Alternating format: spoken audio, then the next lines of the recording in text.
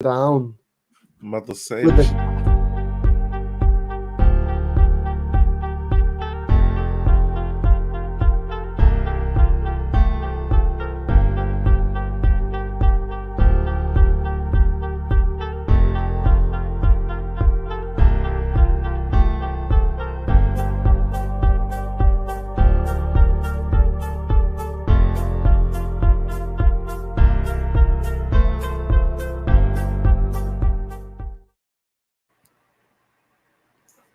Yeah. Didn't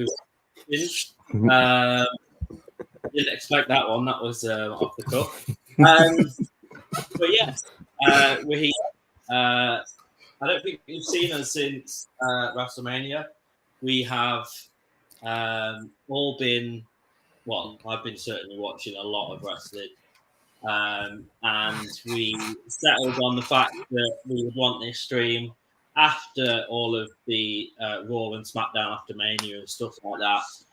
So yeah, here we are. Got so much to go through. But first of all, I'll introduce my guests. Devon, how you doing? Yay. Name. I'm excited to check. I'm doing good, guys. Sunday, I'm just chilling today. Feel like I don't know. I feel like I overslept, so you guys are getting me pretty much as soon as I'm getting my energy back. That is all good. That is all good. Kyle, how are you? Yeah, not bad, not bad. Enjoyed the week we had WrestleMania, obviously, and Raw and all that. Can't wait to talk about it. I'm ready. Hey. Lee has always been the first in the comments. Yeah, certainly wasn't a good afternoon for me and Lee on his channel. But yeah, we're not talking about that. So, in terms of, before we start talking about it, I'm going to let everybody know the grand, predictions. I don't know what I was going to say there. The grand predictions, that is the Mania predictions. There's a couple of matches that swayed it, actually. Certainly, there was a match that none of us really got because none of us thought the titles were going to split. Which, I didn't think about. When I was doing my predictions, I didn't think that the titles might split. But then as soon as you saw the two ladders with two titles on either side, you were like, yeah, they're definitely splitting. So I knew that at that point, that would be. So in the aspect of, because there was two titles splitting, I gave half a point if either of the winners were put in, which is where I got it completely wrong. And then both the guests and Heel Batman both got half points because they picked Awesome Truth. So the one that we was all unanimously wrong on was obviously the Gunther, because we all didn't see that coming. I don't think anyone saw that. What the fuck, though? Like, what? What the fuck? So it was the day of my event.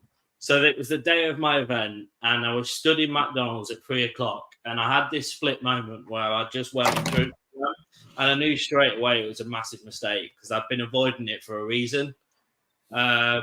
And the first thing that came up was just the result of that match, and I was in a very crowded McDonald's at 3 a.m. in the morning, and I went, oh my fucking God, like that. And everybody, all my friends were like, what's going on? I was like, oh, just leave me, it's wrestling. But yeah, I didn't think before I spoke because I was just like that shocked. So yeah, that's the one we all didn't get. And then there was another match which really hurt both me and Heel Batman. No. Which, cost us, I would say. Well, it cost me. It cost me. That's for sure. So I'm going to go from bottom to top. So in bottom place, in third and in very much last, with 7.5, is Heel Batman. No! No! Damn. The thing that really hurt Heel Batman was that he put Kevin Owens to win against Logan Paul. He also, and then he also put Dominic and Santos Escobar to win. And he also chose in the tag match, chose Damage Control to win. So yeah, that was Heel Batman's downfall. In second place, with 9,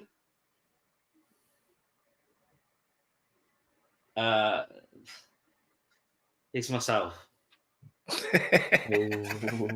Hey, you know what that means, boys. Shit. You know what that means. Sam, go ahead and read the first place winner. And with 10.5, thank you. Winner is all right, guys. that's it. Stream over now. That's it. Sometimes, like, you have like back pain and like physical ailments from like carrying this much for the team. You know, like it sucks. Like the weight on your shoulders gets really heavy. But I accept this victory on behalf of all the guests, you know, who couldn't be here today. You guys also, thank you to our fellow dogs out there who just weren't able to make it today. I accept this victory on our behalf. We did it. We are the dogs. We are the champs. But They are the dog champs. I've decided to null and void all of the guest decisions and just hand it to myself. No, that's some Vince Russo booking. So yeah, that's that. We'll swiftly move on from that because we'll just swiftly move on. So in terms of what actually went down at Mania, obviously these guys did streams both nights. You haven't seen them, and you don't want to sit there for the length of time that the live stream was on. Kyle has put together some highlights from both streams to make sure you check those out. I have watched a lot of them. I need to go back and watch a lot. But my week has been taken up by, an awful lot of wrestling. Because we've had WrestleMania, the AEW after SmackDown, after Mania, Raw and SmackDown after Mania, the CM Punk interview I watched, the Bray Wyatt documentary I watched. I watched the New Japan pay-per-view yesterday. Like, my head is just completely gone with the amount of wrestling that I watched. Because obviously I watched Mania once the day after, but then I watched Mania all over again just to make sure I didn't miss anything. So I actually watched both nights of Mania twice. So, yeah. Nice. I've seen so much wrestling. But yeah, we'll start on night one because it'd be weird to start anywhere else. So, so first of all, we had Triple H coming out, which I thought was a really nice piece, actually, because it kind of got you really excited when he came out and basically said, "Welcome to a new era." Because yes, everybody's been saying that for a while, but it's coming straight from him. So he's like, "Do you know what? Scrap everything that's happened before. Like, I'm in charge now, and this is how it's going to be," which I think was great. And we are starting, to see something different, I think, because obviously we've got a little sneak peek of what it would be like under Triple H last year at WrestleMania, because if you remember back to then, Vince was out of the company on something completely different to what has happened now. So that was completely his doing last year's Mania. And I think it showed again this Mania that I think it's becoming more than just entertainment. Yeah. I think they're kind of taking the entertainment part out of it and just making it back into wrestling. And it actually is making wrestling fun again, I think. And it's bringing it out to a wider audience, I think, because it's not so childish and it's not so like the Rock is effing. The wrestlers are calling each other names. Like, it's actually getting back to how it used to be when everyone watched it. So I think it's certainly hitting a different audience now as well. Like, some of my friends that have not watched it for like 10 or 15 years are going, oh, actually, do you know what? I'm watching it again now. Like, so it is actually going back to, how it was. What do you guys think? I will say, like, and I've been watching like, a lot of like Jim Cornette stuff like that, getting some behind the scenes stuff. Shout out Corny. Hey, shout out to Corny and the Cornette crew over there. But from what I've heard, like, WWE has now decided to split it up into 3 ways versus having one person do everything. So now you got, the cons over there. They're making sure that like all the business stuff goes through with TKO and handling the business side of WWE on their side. Triple H is only handling the wrestling, booking the shows, doing all the things for the wrestling to make sure the wrestling looks as good as possible. And they have a new director, or they have a guy who's like doing all the directing with all those new camera shots and those new angles and stuff like that to like make the show look good. Like when we were talking about how like when they were announcing the championship match between like Rhea and what's her name? The man? Becky. Like you saw that like champion and then that freaking contender shot when it looked like a freaking video game. And we were both like, that looks incredible. Like that's they're doing that type of stuff now. They're redoing, they're making everything, it looks better, it's gonna sound better. Like we hear wrestlers so much more now. Like in the ring, we hear them talking to each other now, just saying random stuff. Like they like add better mics to the ring. Like everybody is like they upgraded on so many levels. And I think, like you said, it does feel like they're getting back to the old. But I will say the one thing I'll rebuttal, they are still keeping that entertainment factor. Some of it is still entertainment. They're just adding real wrestling into wrestling entertainment. Like they are making sure that the wrestling comes back and it's not just fully some PG. This is for like kids to watch and your parents to be in the back. Like, no, you might have to you might have to send the kids to bed after the first hour of the show because it may get some real matches, you might hear some crazy stuff if The Rock comes out. Who knows? The Rock's not even anywhere cussing now. Like, see, like in like Attitude Era wrestling, it's getting a little bit like that now, where it's a little bit on the edge of it between being like child friendly and not. Most of the time in like the Attitude Era and now, there's kind of a distinction. So like there's certain bits that only, so if you've got a dad and daughter or son in the same room, the dad will get most of the jokes, but the children won't because of how it's worded, or they'll use a different way of doing it. So it is getting a little bit like that now. But I'd say like back in the Attitude Era, it was much more leaning towards the like crazy side, where it was there wasn't that much. What I'm trying to say is now there's more of a balance, whereas back then it was like less of a balance and it was more crazy. Like think about it, the Big Boss Man stuff getting hung on live TV. You can't make that like Vince booking. He's gonna make it's a lot more sexual stuff in the old days. I will say it's nice that they're like not doing all that stuff too.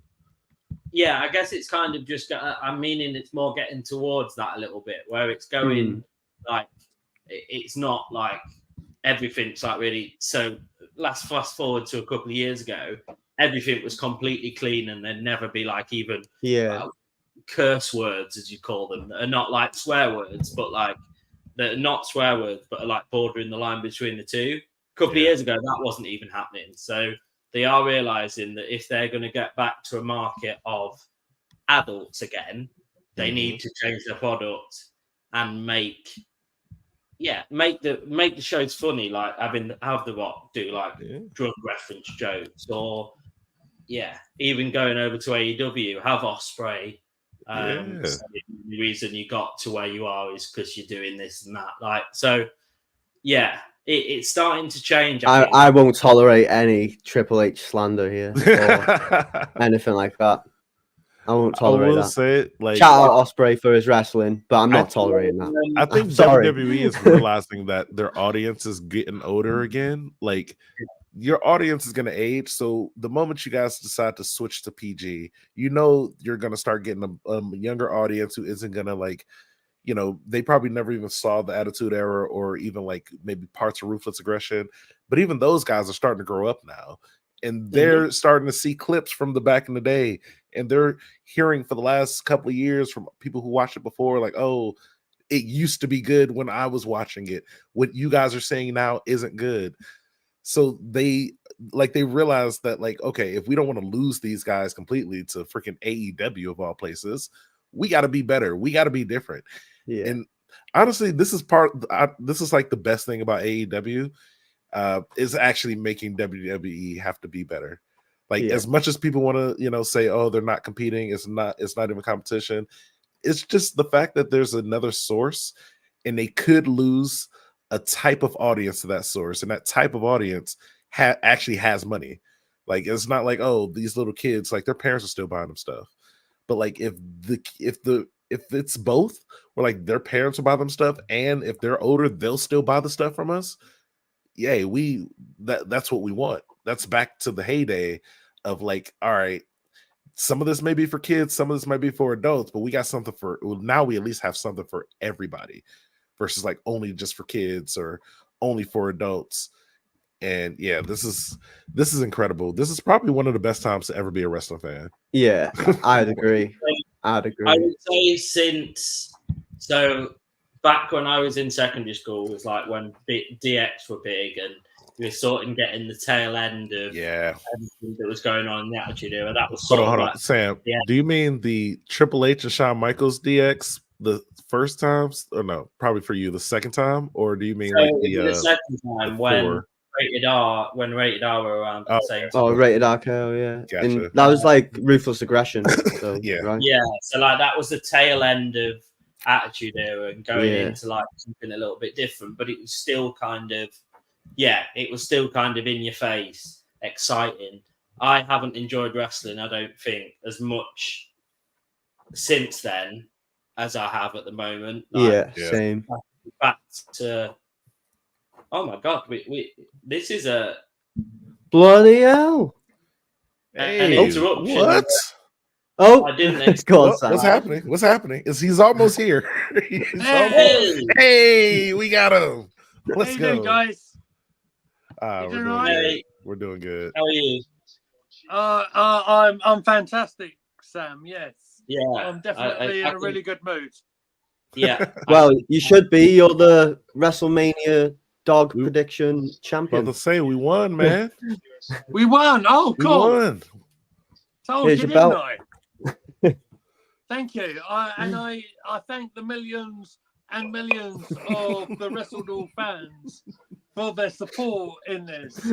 Let me just turn the volume off on my television before we get a copyright strike. There we go. Pleased to jump in. You know, I thought, well, look, I'm at a position I can contribute a little bit to your proceedings at the moment, as a little bit of a thank you to Sam for jumping on Gooner Gathering earlier on. Yeah. You don't want to talk about that. No. Something crazy must have happened. I have got to watch the last live stream of Gooner Gathering. Again, I'm not going to. Everybody, go to Gooner Gathering and check out the latest live stream. Everyone, go there right now, or not right now, but right after you watch this. No, don't take the viewers away. No, Thank you, Devon. No, not right now. Man. Wait till this is done. Put it on your playlist. Your watch later. Absolutely. Watch it. Thank you, Devon. Much appreciated, mate. Of course. So, what do you want to talk about? Talking about Mania, night 1. Never heard of it. Well, it's a new thing they're doing this year, you know. Yeah, it's like a big show. It's not I heard it was the first, not the 40th.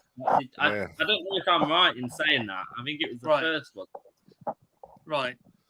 Yeah. So it's a completely new concept, WrestleMania. Completely new concept. So the first match in that completely new pay-per-view was actually my favourite match of the whole thing. Just throwing that out there straight away. My first note is on the note of the entrances. So we had 2 entrances that are amazing, I think. So we had the first one, if anyone didn't see it. So Becky Lynch's entrance was she just released a book. So it was a book in 3D using quotes from her book that was read out. Yep. And then she came out. So that was amazing camera work, I thought, and like CGI and stuff. Yeah. So, and then Rhea came out with the singer of the band of her theme. And her brother, it looks like. That's what we thought. Yeah, and they kind of like, it was kind of like a duet without Rhea singing, wasn't it? It was like proper giving some in terms of like how she was singing it as well.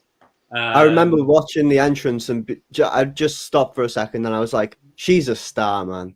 Like, I was like, she's a star. Like, yeah, she is. It was like, she is. It's like it's just the whole, it's just like, she doesn't even have to wrestle.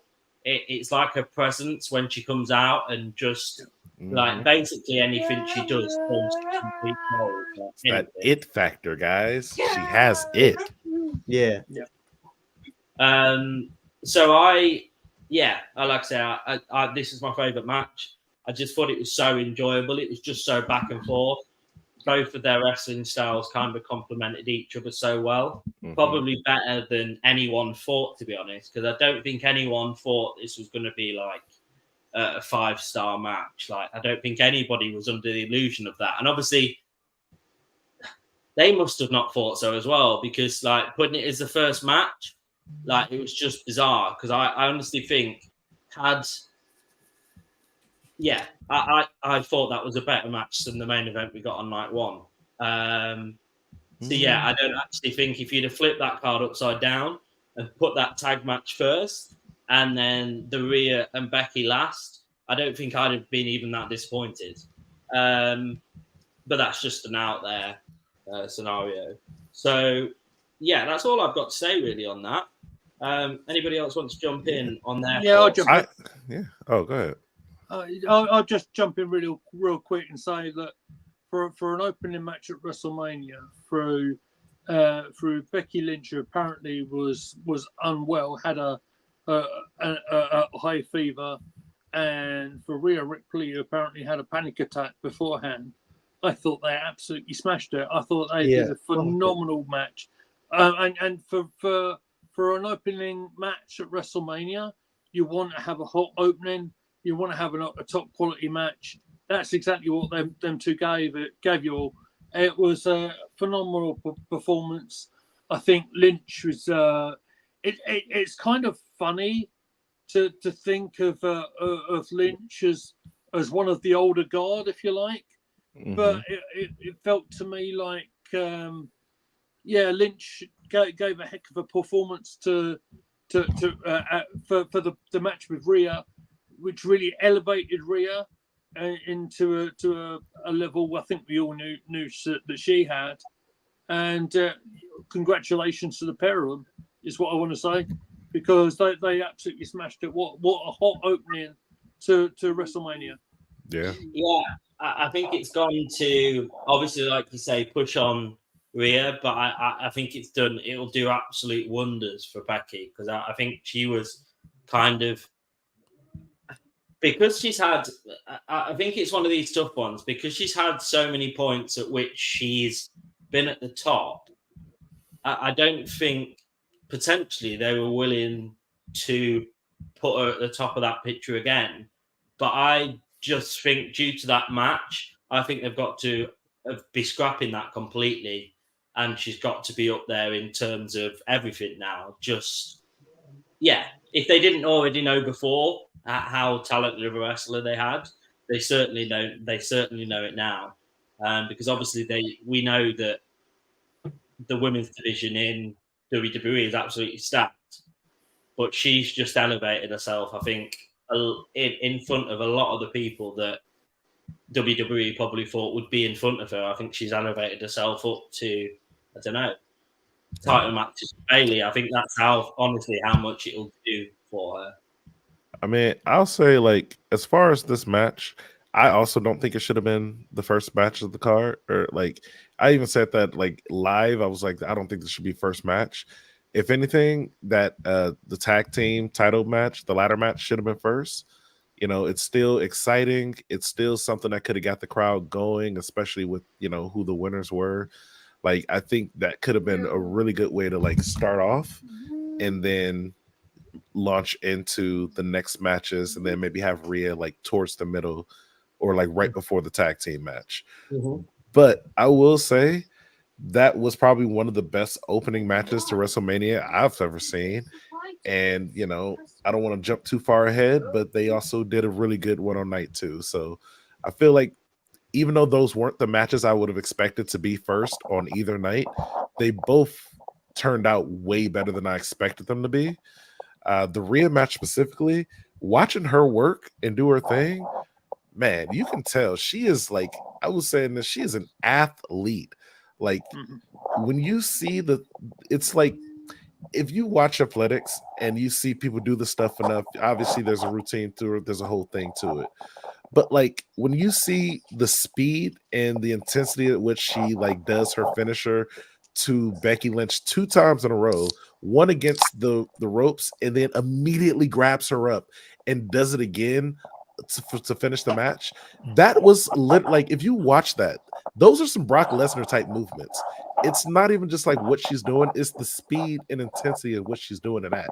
Like, there's no getting around that. She is an athlete, just from what I can see from those moves alone. And then also she's got the whole, like, she's got an aura. Like, Rhea has an aura about her that you look at her and you'll be like, wow, like, she hasn't even done anything. She's coming to the ring and it's like, wow, if you didn't know who she was, I feel like you would have thought she's going to win, because she's just got this energy about her that's like, yeah, I'm her, you know, yeah. I'm the best right now, and I know it.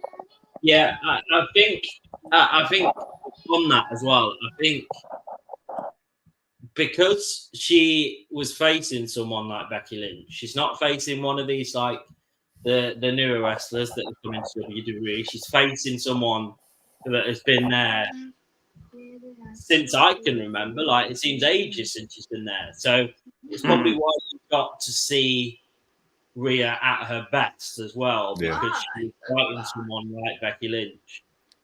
So you were able to. So obviously, if Rhea's fighting somebody newer, she's probably talking to Becky a lot more in the not Becky. She's probably talking to that person that she's wrestling a lot more in the ring and saying, right, because apparently that's what they do. So because obviously they can't go out and rehearse the match completely before they go out. Yeah. In the ring, they have to do a lot of talking and say, right, now after this move, like, obviously they don't do it so we can tell, but they'll say, right, after this move, it's vital now that you do your finisher or whatever. I imagine the words she had to say to Becky Lynch were 0 to none, whereas if she was fighting somebody, I don't know, that somebody that isn't as experienced as Becky, she might have to speak to them more like, I don't know. If you get what I mean, like, she'd have probably had to. Yeah. With Becky Lynch, it would have just been pitch perfect. There wouldn't have had to have been any sort of like rehearsing. They just clearly both got each other doing that match. So it was just From really what nice.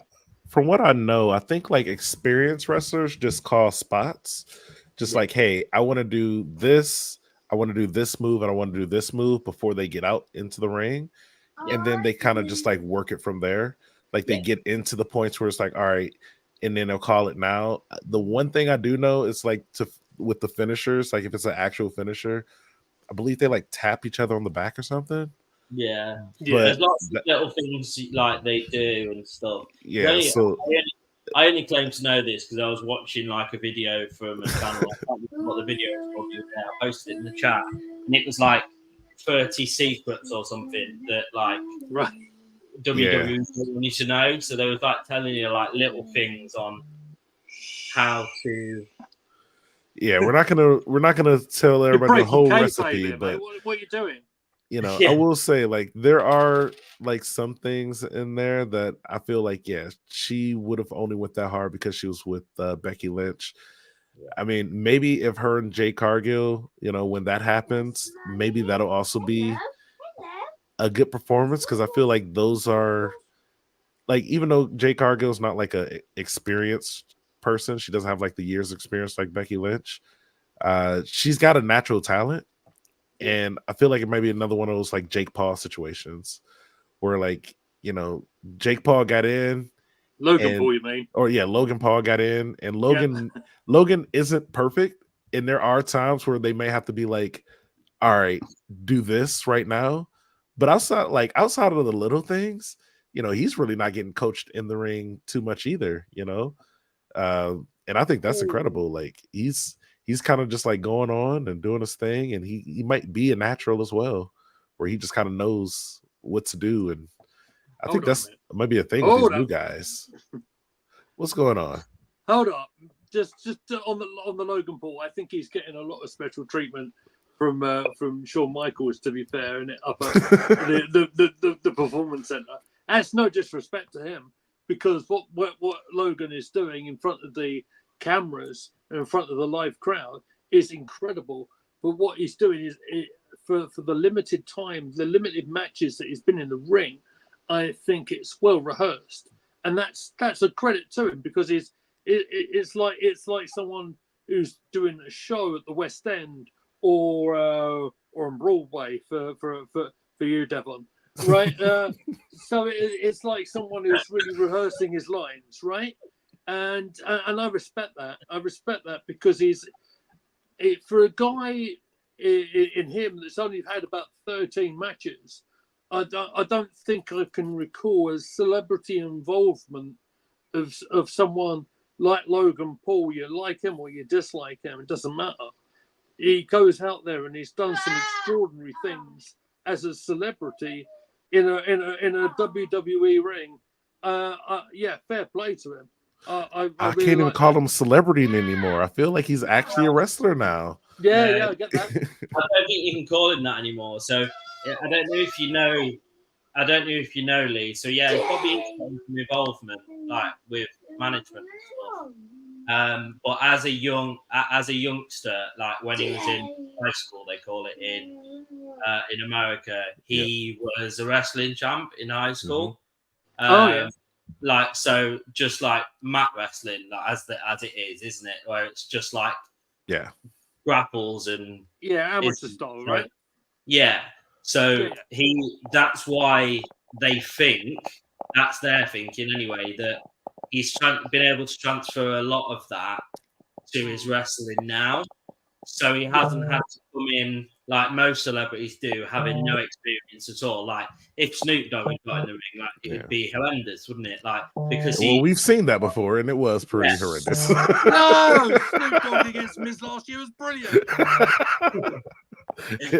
Snoop Dogg MVP last year. You know it as well as I do.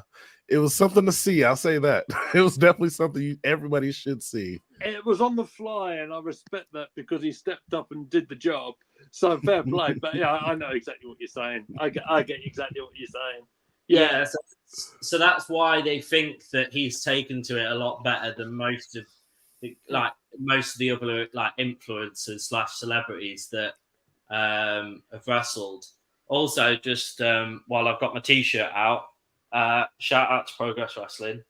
Yes, absolutely, mate. 100%. So, yeah, I'm looking forward to me and Carl when we go up to watch AEW in August.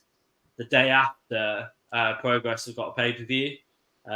So we're going to make sure we go to that as well, because a lot of their stuff that they do is absolutely amazing. They've got some unbelievable talent. So yeah, I'm looking forward to that one. RevPro have also announced that they're also going to do a pay-per-view over that weekend. So there's going to be RevPro.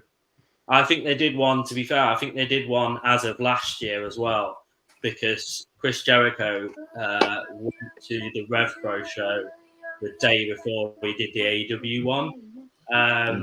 So yeah, that could be good. I might have to try and talk Carl into that one as well. And I will say one more thing about Logan Paul. He's a Cleveland, Ohio boy, just like myself. So I will rep for Logan Paul while he's wrestling, at least in the wrestling world, as long as he doesn't continue, like, as long as I don't hear any crazy stuff about him on YouTube anymore, I will still support him on WWE, only because we're from the same place. I feel the same way about The Miz and Dolph Ziggler. So shout outs to those three Ohio boys, more specifically Northeast Ohio, Cleveland. Shout outs to, my city. And yeah, that's all I gotta say. On your city, Devon, just wanted to update you that your basketball team's actually also winning. Hey, that's what I'm talking about. Cleveland, let's go. It's the last game. Let's go, Cleveland. Yeah, so it's the last game of their season before the playoffs. So that's exciting. They're already in the playoffs. They locked up the 4th seed for the second time in a row. I know people don't like this isn't basketball talk, but people don't like our coach. I want to say give him a break. This man went from he joined the team when they were winning 18 games a season, and he's brought them up to over 40 games, 40 wins per season for the last 3 years now. And this is the second year in a row that we're the number 4 seed in the NBA playoffs. Like, he may not be the best coach. You may not like all his rotations. Give the guy a little bit of a break. The franchise is a lot different now. Or you can have, on the flip side, you can have my coach of my basketball team that be bottom of their conference in the opposite conference. Oh, so yeah. Hold on, the Suns? Or no, the Spurs? Yeah. Oh man. Oh, the Spurs have a phenomenal guy though. Pop is one of the best coaches in history of sports. Oh yeah, no, for sure. And, but he needs to call it a day. He needs to retire. I feel bad. Retire, my guy. You are ruining your legacy. But yeah. So thankfully, basketball was less interesting, and then I made myself a second team and followed a team because Devon said, "Yeah, watch this team actually," and I was like, "Oh yeah, so this is what good basketball looks like." Yeah, and then so you might as well speak in a foreign language with me, my friend. I have no idea. We'll go back. Okay. Back to wrestling. Back to wrestling. Probably a good idea. So I've given that I because I watched it so many times. The second time I watched Mania, I thought, right, give every match a rating out of 5, just to add something different to this second part. So to the second time watching it, so I gave that one a 5 out of 5. Didn't even have to think about that one.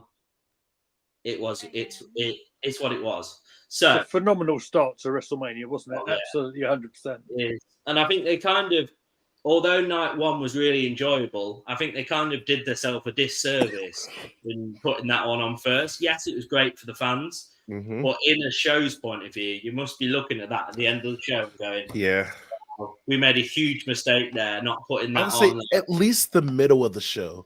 It was such a good match. There's no way that should have been the very first thing, because then it brings up these lows of like you got the great opener, and then you have a decent second match, and then you have a decent third, and then all of a sudden around the fourth match, it's like, well, this fourth match doesn't compete with the last three we saw, but if you started with that one, then you could like rejuvenate, it's like a build up. You can like build up instead of like, oh, now we're here and then we're here, then we're coasting and then we're coming down and then we got to get back up. It's bad enough they got commercials. Yeah, see, I think that didn't hurt them that much because the rest of night one was really enjoyable. But if you'd have put that on night two, which I thought was a weaker night than night one, if you'd have put that up first in that night, that could have really come back to haunt them, because I don't think night two was as good as night one. So I just think they were lucky that night one was like good for the rest part, because I really enjoyed night one. This is my first 2-night pay-per-view for WrestleMania that I've ever seen. So I would say, I think they were both, I would say they're actually kind of equal in my opinion, like both nights. I think they had moments, and it was like it could have just been one night, to be honest with you. But they had a lot of good moments in both nights. I'll say that. I do get what you mean, but just for me, like, obviously my opinion is based off just which one I enjoyed more. Yeah. I looking back on both of them, like night one completely flew by. I didn't have a clue that I'd watched 4 hours. Like, it flew by because I was just enjoying it. Yeah. Whereas night two, I physically had to force myself at some points to sit down and watch it, because it wasn't as, I don't think night two was as engaging as night one, because even like the matches that I would have normally skipped on a pay-per-view on night one, they had something. They were still like exciting in some way. And I think they did a really good job over both nights of making matches the right length. They didn't make matches too long. Some they made too short. But most of the time, the length of the matches were really good. Like, because if you have loads of long matches, you're more likely going to turn off. Whereas because night one was like quick fire matches, that's why I think I enjoyed it more. Yeah. But I saw Lee wanted to chip in at some stage. Go on. Thank you. Yeah, for what you're saying about a pacing of a pay-per-view, I thought it was actually quite well done. I think a hot start leading to a build of a show, and then if you conclude night one with Roman against Cody and Rollins, I think that's a heck of a way to build a show from start to finish. It's like having hot open, and then sort of maybe the level might drop just a tiny bit, but then it's like a crescendo in musical terms, all the way up to that whole end of the pay-per-view. And you have to consider the ramifications of the end of night one and what that would have meant to the main event of night two as well. I would say like night one, the one match that I would say could have went first. Actually, I just thought about it. I just looked it up. It shouldn't have been the ladder match. They should have started off with the Rey Mysterio and Dominic Mysterio match, and then build up from there. See, I think your call of the ladder match would have been the better one, because I just think the Rey Mysterio one, the Jay and Jimmy, and the Jade Cargo matches, they did all need to be in the middle section of the pay-per-view, because if you'd have put any of those matches first, I don't think it'd have worked, because you've got to have a match at the start that engages people. You've got to give people a reason to watch on. So, Becky and Rhea did that, but the ladder match would have also done that, just because of how out of the box ladder matches are. So I think those are the only two matches. Especially that one. Yeah. So, it was very different to anything I think we've ever seen. I just want to get that WrestleMania. I just want to get that Dominic Mysterio match out of the way for real. Yeah, so we'll I like Dawg. I through- like Dawg.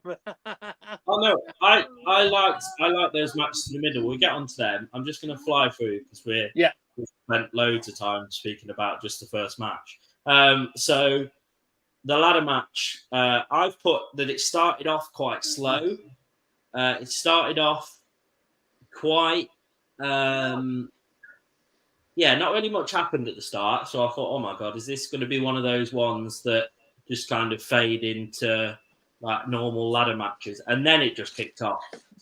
And then it just went absolutely nuts. So I wanted to point out the nice touch at the start with DIY came out in like DX style ring gear, and didn't they? And New Generation X. yeah, I thought that was really cool. So, and I'll just go through the funniest part of this match, and probably the funniest part of night one. It was great because R-Truth reached the stage of the match where he thought, you know what? I'm going to pin a guy and see what happens. He did call for the tag first, though. I was going to say the hot tag moment as well. Brilliant. 1, I love 2, Truth, man. 3, So and good. then he went. He was thinking, why hasn't like the bell gone? And the announcer said, "Oh, the winner's match is Awesome Truth." Like, and then you see, My bad. Yeah. I thought that was great. I just thought that added that like comedy The element. funniest part is if you look at the ref's face when he's counting, the ref is so shocked. It's like, I don't think he told the ref he was going to do that before it happened. The ref looked genuinely confused on what was going on right now. Yeah. So I thought that was funny.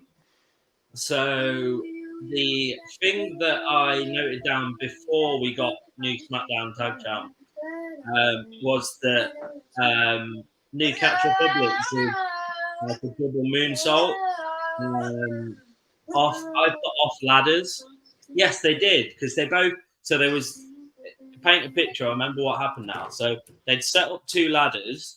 They both scaled the ladders opposite each other, and then just did a double moonsault, both of them, like landing onto everyone at the bottom. Like yeah.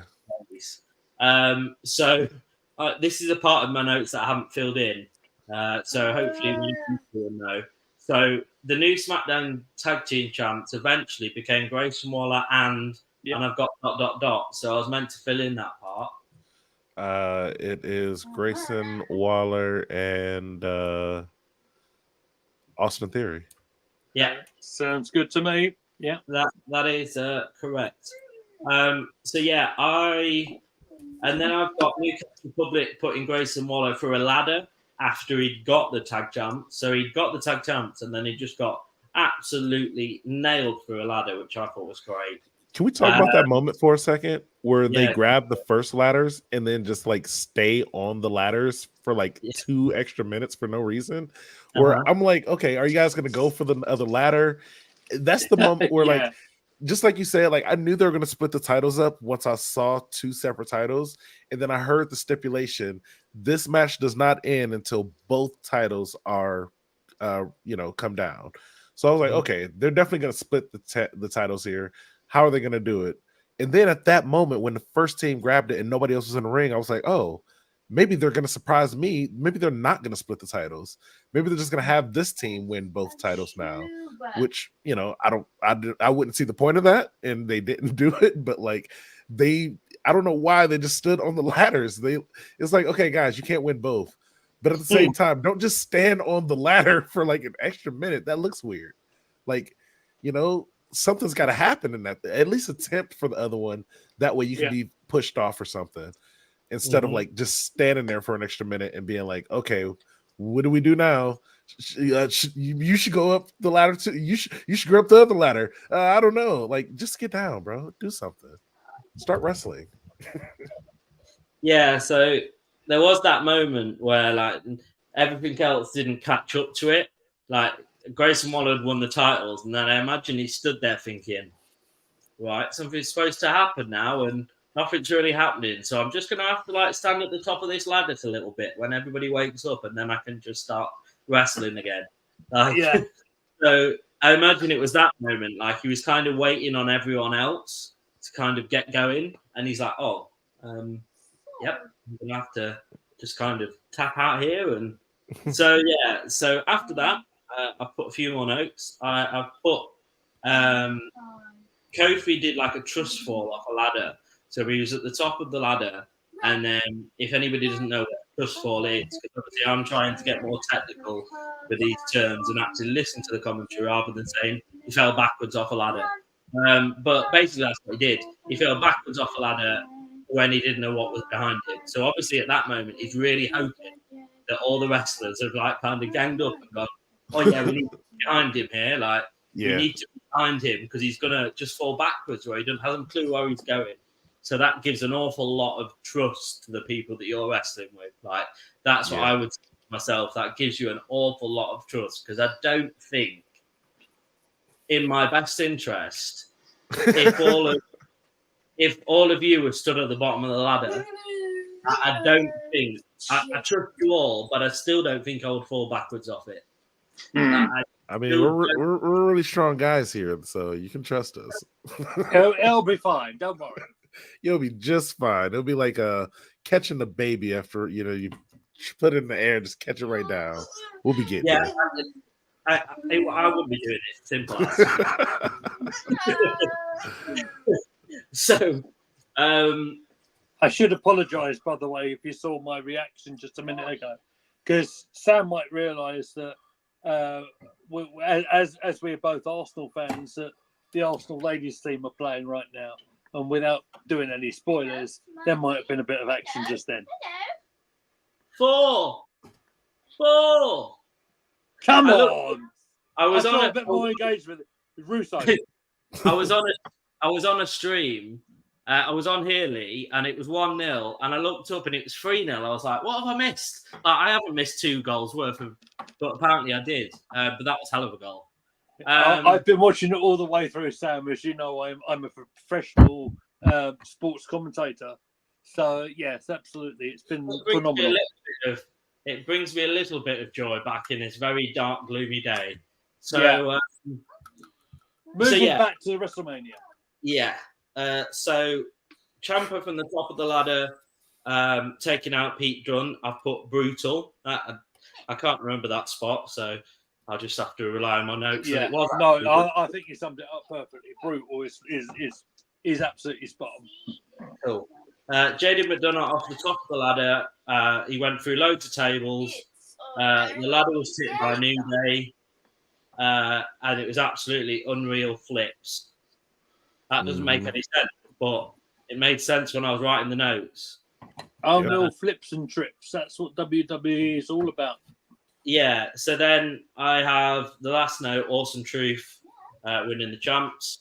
Come on. Love that. I didn't know that was R-Truth's first WrestleMania win. Yeah. So shout outs to him for getting that done, they've done him dirty there, I think. Like they definitely could have gave him way more. So I put that one. So I gave that one a 4 out of 5 because I just thought, just for how crazy it was, like it was just a typical WrestleMania ladder match. Okay. The funniest part about that, the botch that they did, the ladder itself was starting to break when Damian Priest was on the ladder. Yeah. So I've never seen that happen before. Said it's breaking, you need to change the ladder. Yeah, and they tried to give him another one and everything. And right before, he tried to do a choke slam off the ladder, but they were I think it was to the Miz, but the ladder was already breaking, and they were already kind of the grip wasn't there, and it just you can clearly see the Miz threw himself off. And I remember we were cringing with him. We were like, "Oh, why?" We were like, "Yeah, that was if that didn't happen, that may be a 5-star match in my opinion." That was the one actual negative I could see that I don't even know if that could have been prevented. That's nitpicking though. Yeah, I wouldn't even really put that on the guys. That was just a horrible situation. But it was one of the funniest moments of that entire match because of it. It was the combination of the ladder itself breaking, the botch move. It was just a storm of incredible funniness for me. Yeah, see, so the only reason I didn't put a 5, because I think it could have been it's just because of how amazing that first match was, and I was like, do you know what? If that's a 5, I can't give that a 5. So like, I think it was really close to being a 5, but I put it a 4 out of 5. So we're going to move swiftly over these next few. I'm just going to run through what happened really quickly. So Andrade and Ray versus Santos and Dominic Mysterio. So I thought both Andrade and Santos Escobar came across really well. Andrade was really impressive, all the flips and like all the technical stuff he did. Mm-hmm. Santos as well. I thought they both really worked off each other. Yeah.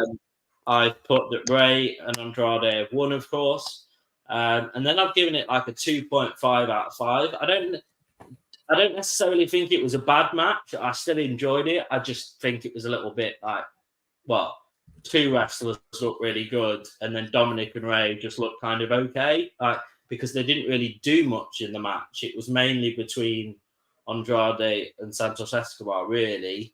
Yeah. I mean, Dominic is way better at selling moves than doing moves. Yeah. So that's his problem. Like it's like when he does a move, it doesn't really come off. But when he gets a move done on him, he can sell really well. So it's like, I don't want to just say he has to get beat up in all his matches, but it kind of is like, it feels like that sometimes.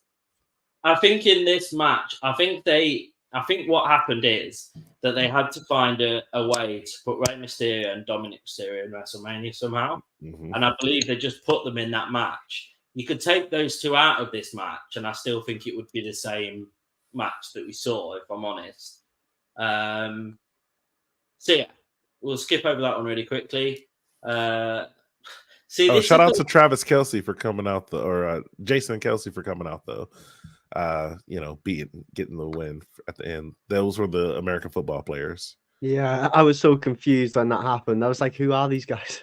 Yeah, those they played for the Philadelphia Eagles. They were in Philadelphia. So Jason Kelce is probably one of the best, is a Hall of Famer in the sport at the position he plays, and is one of the more well-known football players in American football for you guys. So yeah, that was what it was.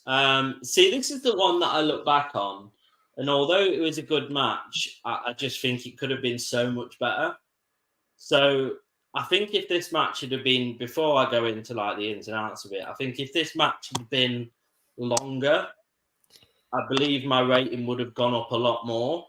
But because of the length of it, I couldn't give it any more than what I gave Andrade and the Ray, to be honest. So Jay and Jimmy, I thought Jay started off really strong. Both then kind of came in a little bit more. Jimmy obviously got slipped in by Jay's fake betrayal, because they were like going to shake hands, weren't they? And thinking, tell her, shouldn't I? And then Jay kicked out, spear by Jay, and then Jay wins with yeet next to it on my notes. No. Yeet. Yeah, it was. So I gave that the same rating as the Andrade and Rey Mysterio and Santos Escobar and Dominic. I don't know if any of you guys have any more to add on those 2 matches. You said the Andrade, and what was the other match? And then Jay and Jimmy. Oh, I thought Jay and Jimmy was a good match. I would probably give it if I was rating it out of 5, I'd probably give it maybe a 3. Yes, I just think because of the length of it and how strong, I couldn't give it any more than what I gave the last one. Also, I feel like the promo broke kayfabe for me a little bit. It's like seeing them do the promo back to back, talking about how much they don't like each other and stuff like that. It just felt a little too much for me, where I was just like, I don't know. And then the match itself was cool. I kind of expected a little bit better. I thought it was going to be my favorite match of the night going into it, but it wasn't. I thought it was at least going to be better than the Rhea match. But it really was. It felt like it was like, okay, this is a nice little booster to get everybody back into it. But this isn't like the oh my god moment that honestly, I got from the next match that we're probably going to be talking about. So you know, it was cool. It wasn't as good as I thought it was going to be. Go on, Lee. Yeah, I just thought Jay and Jimmy was a little bit disappointing in night one, actually. Mind you, it's not the first time we've seen brothers go at it and it not really clicking properly. I remember Matt and Jeff going at it one time, and that Hardy, of course, and that never really worked. But I don't know, for as a redemption arc, and we'll get to it in a bit, I'm sure the little bit that the Usos played in the main event of night 2 was quite fun to watch, and the way that all planned out. But we'll get to that in a bit. Yeah, so I think we've said all that we need to say. I'm without headphones now, guys, so I'm struggling to hear you. So if you see me going like this, you'll have to bear with me. I'm running out of battery on my phone.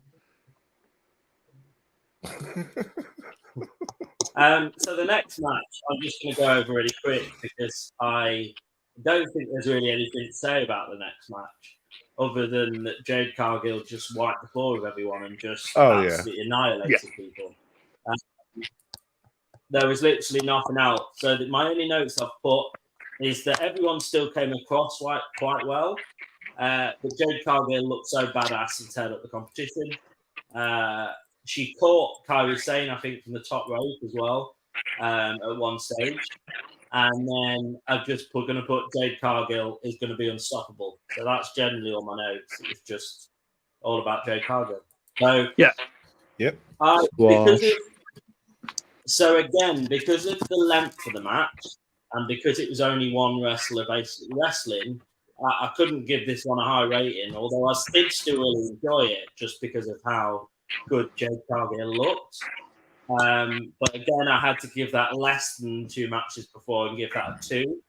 Again, I still really enjoyed it as a match. It was just one of those ones that they thought, right, midway through, let's just get the match really done really quick, and then we'll be on to like our 2 biggest matches of night 1 to go. So I'll add to it real quick, Sam, if you don't mind. Yeah, Cargill looking really strong and powerful like she needs to do, because she's just making a way there that I think that is only her second appearance in the WWE TV product, and I think she put up a performance that she needed to do. I'm going to put my headphones on, and if my phone runs out of battery, I'm sorry, but I'm struggling to hear you. Bear with me. So we're down to 2 matches left of night 1. So the second to last match in the card was Sami Zayn and Gunther. Obviously, I already knew the shock that this was before I actually came on to watching it. So the shock factor of it went a little bit. So I thought, so this might be contradicting to everyone else, but watching that match back, obviously I knew the result, so I knew the big shock. Had I have not known the big shock, I'd have probably seen the match differently. But because I already knew the result, I found the match quite slow and predictable in aspects. Sorry. If it wasn't the end, which I already knew about, I would have potentially said the match wasn't very great at all. But the outcome of the match is fantastic for the dynamic of the title going forward, because I think there is an awful lot of matches that Sami Zayn will be great on, including, I don't know who it was that I spoke to. I think it's probably Kyle that I spoke to the day after. And I put a bold prediction out there that if Logan loses his title, Sami Zayn versus Logan Paul will be an incredible match.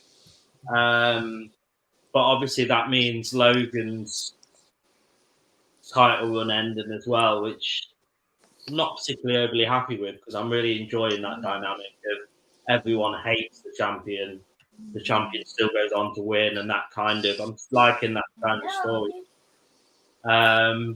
I could see like a non-title champion versus champion match happening between.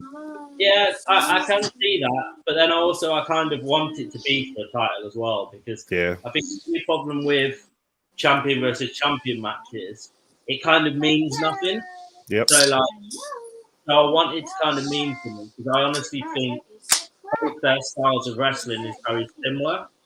And they don't have a Night of Champions thing anymore, do they? I don't know. That's a question I'm not actually sure. I was gonna say maybe one of those Saudi Arabia shows.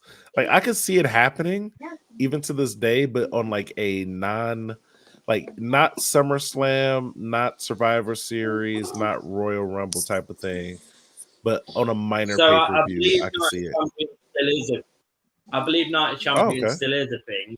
There was one last year, so yeah, I think there was. So that'll be cool. I mean, like you said, it's not going to mean anything if they do a champ versus champ match, but if they did decide to do it at an event like that, it would at least be like it would make a little bit of sense, and then they could at least build towards it a little bit, and then after that, they can compete against other people again to give it a chance, give other people shots and stuff. But yeah, I think it could happen. Yeah. So yeah, that's what I kind of thought of the match as a whole. I don't know if anyone disagrees, agrees, or I don't know. I'm going to leave it up to you guys, because obviously I've said that I thought the match in itself was pretty. Because you'd imagine it to be. I somewhat knew it was going to be like that, because obviously I remember talking predictions about.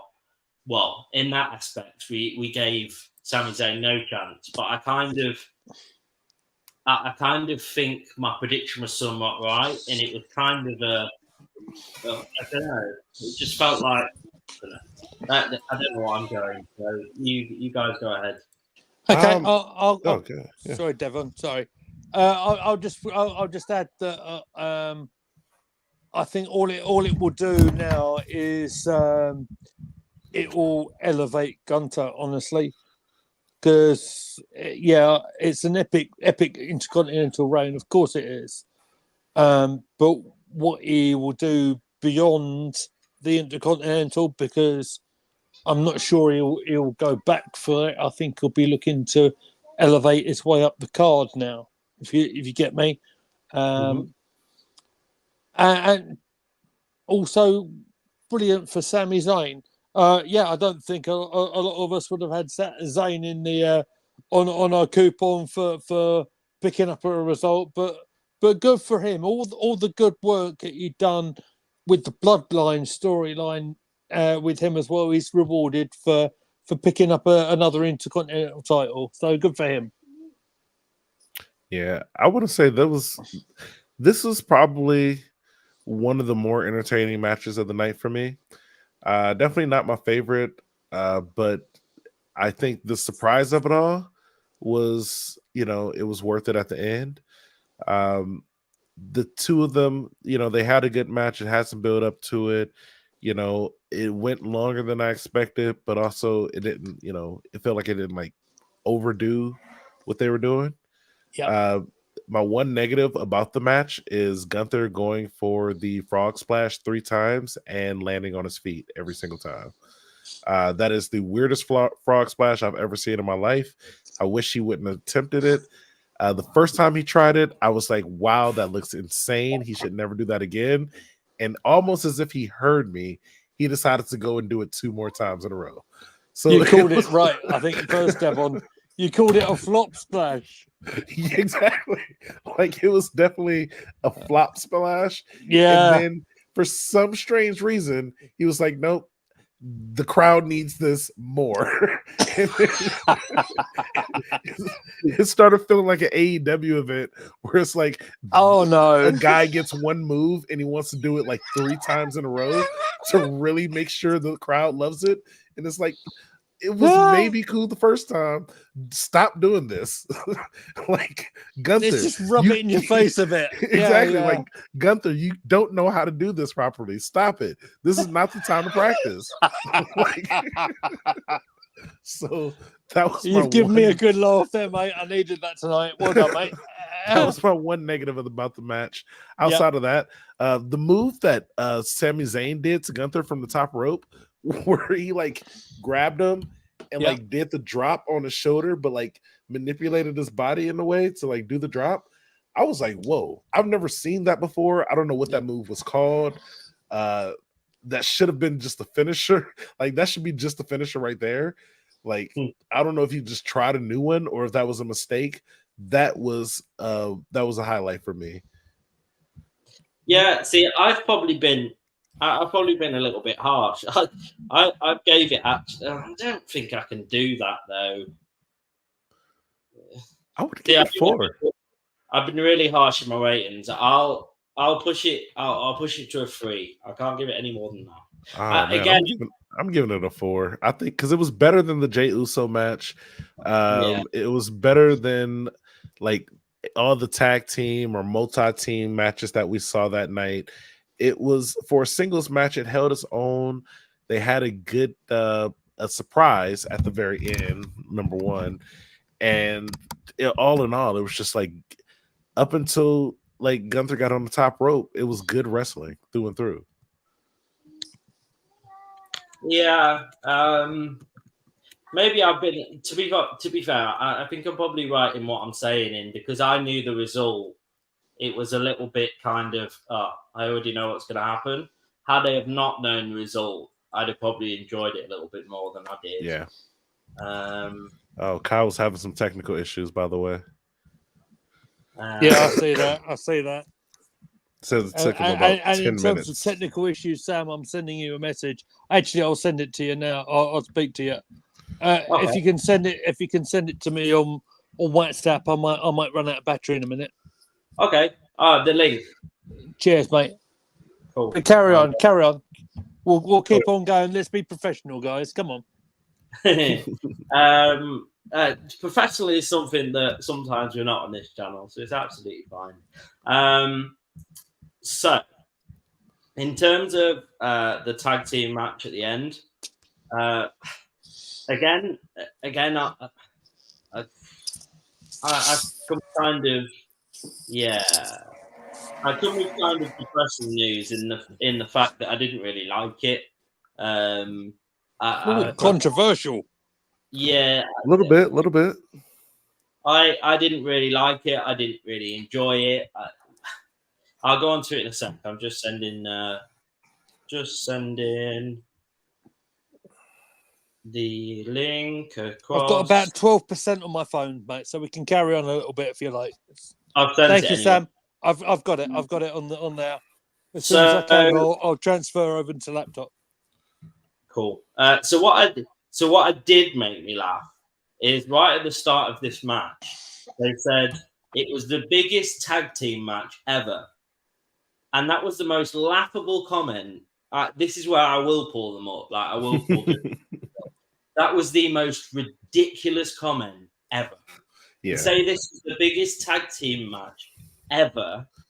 Yeah. Michael Cole must have, I don't know who said it. I don't know if it was Michael Cole or whether it was anyone else. But if he was, obviously, management probably told him to say that. But I imagine. They said it like 3 or 4. They said it so many times that this is going to be the greatest tag team match in wrestling history. And I was like, this isn't going to hit the top 100. This isn't going to hit. Because towards the end, it may have hit top 30 for me. It may have hit top 30 in history, but I don't know if it's being ever. Very kind there. I'm being generous, but like that's just top 30 that I can remember. Like it may be up there. I'm not even saying for sure, but it's definitely not cracking the top 10, top 20. Yeah, it's definitely not number 1. 25. At Mania? Not even the best it's not even the best tag team at Mania. Like the TLC 2 happened. How is anything how is anything going to top that at Mania? Realistically, It's going to be hard. And then like a traditional tag team match is still not the best. I just think Michael Cole, as he was saying it, he must have been cringing, sat behind his commentary desk thinking, I cannot believe I've just said that, because that's completely untrue, because I've commentated on so many better tag team matches than this. He must have been sat there thinking, I cannot believe I'm being made to say this. I saw Paul London and Brian Kendrick. Like, you saw them together. You know what their matches I didn't mean to laugh out loud there. I didn't mean to. But, okay. You're taking a bit of a controversial line here, Sam. I think in terms of build-up for what was to come, and I think the inevitable result that was going to happen into it, I actually quite enjoyed it. Yeah. I really did. So I get that part on the storyline before it and what happened. I just mean purely as a wrestling match. Yeah. Take everything else away from it. As a wrestling match, I didn't really enjoy it. I thought it was kind of, it kind of happened. Well, I will say, here's the thing. I actually still enjoyed the match itself. I thought it was still good, like a good match. I just thought it was overhyped. Like, I thought it didn't ever have the possibility of becoming the best tag team match of all time.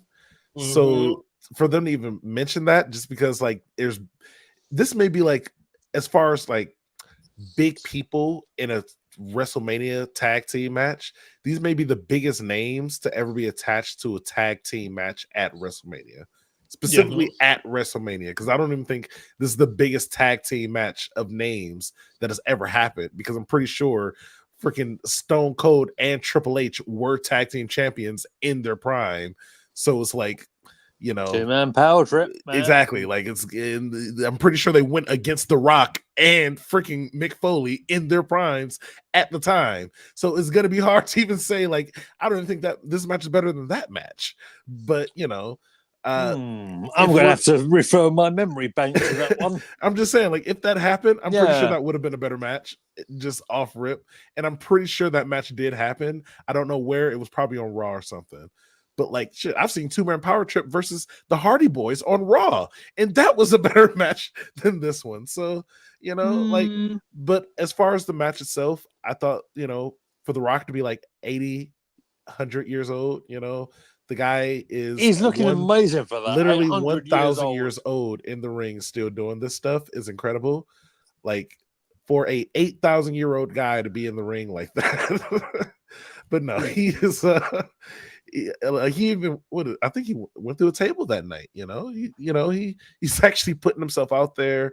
I thought he was going to wrestle for like 5-10 minute stretches, but no, he actually, like, they got out of the ring, they did their whole thing. They, you know, he, you know, was with who did he go against? His guy was not Cody. Who's the other guy? Seth Rollins. Yeah. Mm-hmm. So he was like beating up Seth Rollins in the middle of the crowd and stuff like that, which I thought was interesting. You know, I was surprised nobody in the crowd decided to, like, all right, I know I'll get kicked out of WrestleMania, but it's the last show. I'm about to put my hand on the back of The Rock or something. Like, you know, nobody even tried it. So it's like, hey, shout out to this crowd. To be fair, I certainly won't be touching The Rock, because I wouldn't want any repercussions. Because if The Rock even took me, if The Rock even touched me, it'd probably still knock me out, like the size of the arm. Honestly, I think it'll be worth it.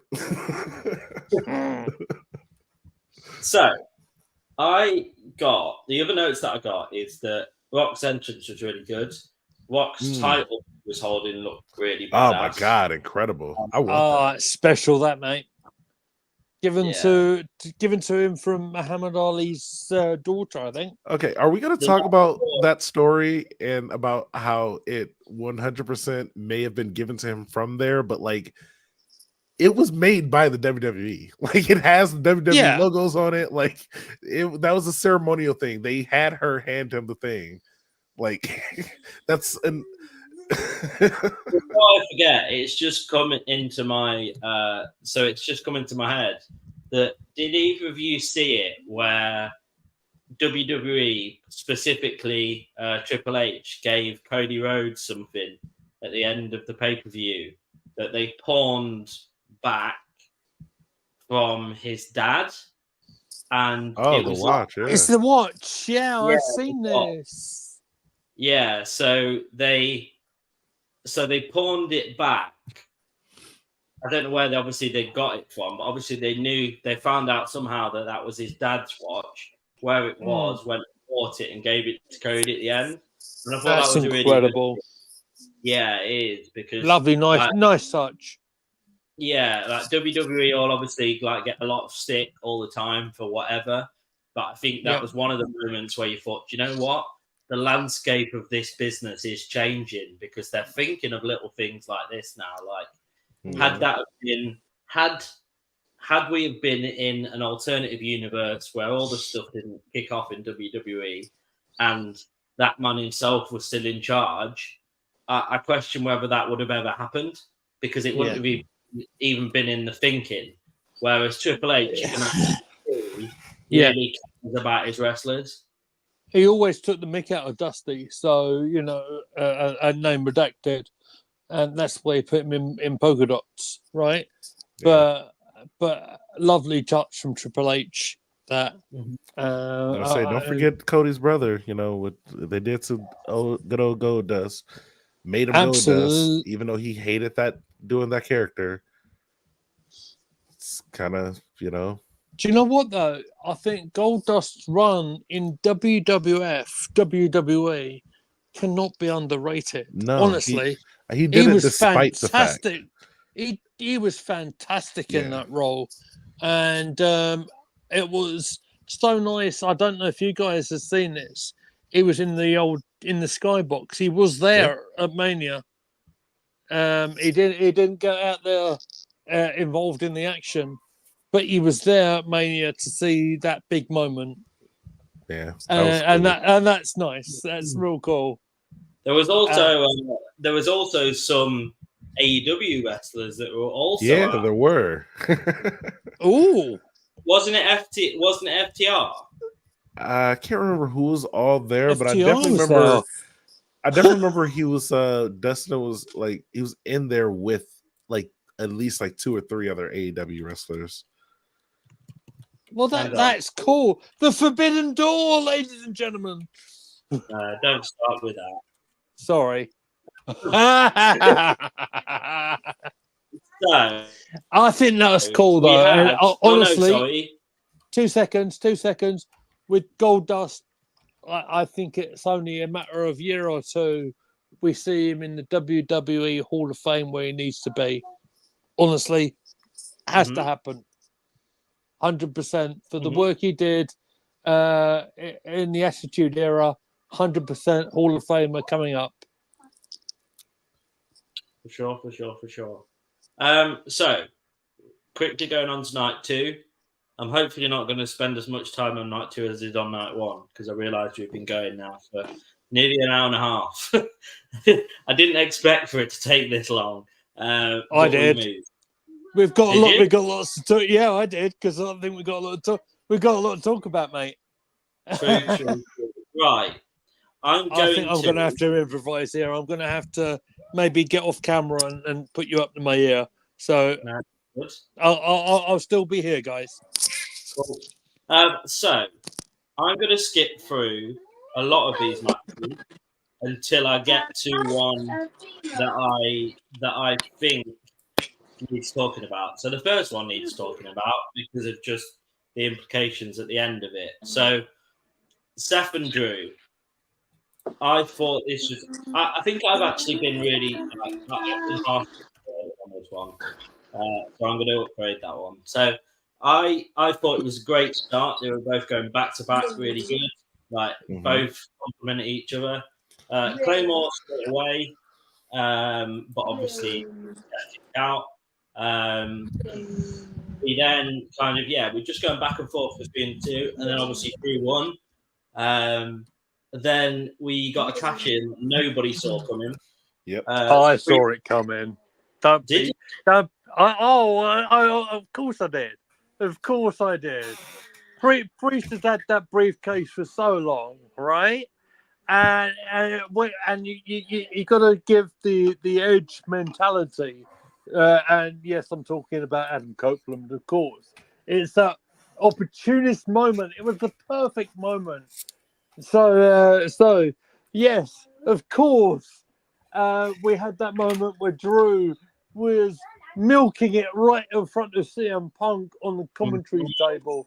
He couldn't help himself. That was weird. I will say that. I thought that would have looked better if he was standing in front of Punk instead of on his knees and on the table in front of him. It felt a little bit more like he was trying to seduce Punk. And I love this. It was just a weird thing to sit on the table to do it. It's not intimidating to me. And it didn't seem intimidating to Punk either. Like, if you stood in front of him, like just stand up, I think that would have came off as more intimidating. Also, it's funny going back and forth with Punk because when you go back and forth with Punk, he doesn't say like wrestler stuff back to you. He says like regular stuff, like "Why are you talking to me when you just won a championship?" Well, he was right though, wasn't he? It is. It's fun. That's why it's funny. He was literally rubbing it in his face. Yeah, what it's are just you like, doing? bro, you just won. What are you doing here? Like, go celebrate. Be happy. Yeah. Like, and that is some like a real thing to say, and not like a wrestler thing to say. And I thought that was funny. Like once Damian Priest came out, I saw what everything was for. But up until that moment, I was like, this is kind of weird. Like, shouldn't he be like going back and celebrating in the ring or something? Not like intimidating Punk for no reason. But it all made sense at the end. So, and honestly, hey, I'm happy for Damian Priest. I think he's going to be a great champ, and I hope they don't just make it so he's like, oh, here's a 2-month long run. Like, I hope they give him an actual proper run. Let him defend it.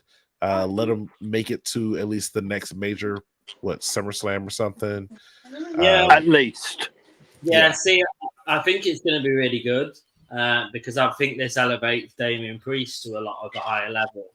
Yeah. And actually, I think we're at a point where Damian Priest now has a lot of potential people that he can go up and wrestle again. I think because of the same, this is one that just came into my head, because of the same kind of high, I think him and Gunther will be an insane match to watch. I thought the same thing. I thought this is probably why Gunther lost, was to give him opportunities and start something with Damian Priest. And I feel like I've watched Damian Priest's matches probably like 4 or 5 times before this match. He could actually wrestle. And I felt like both him and his partner were actually both being kind of like held back by the tag team division. Like, them being a tag team is kind of reducing the fact that they're both really good individual wrestlers, and they could be both going on to do, championship, world championship, intercontinental championship level things. But unfortunately, it feels like they're putting his partner back into the tag team scene with his new guy, which I'm not, I wish they would have been like, what, maybe now he's going for intercontinental champs, but we'll see how that goes. We'll see. Yeah.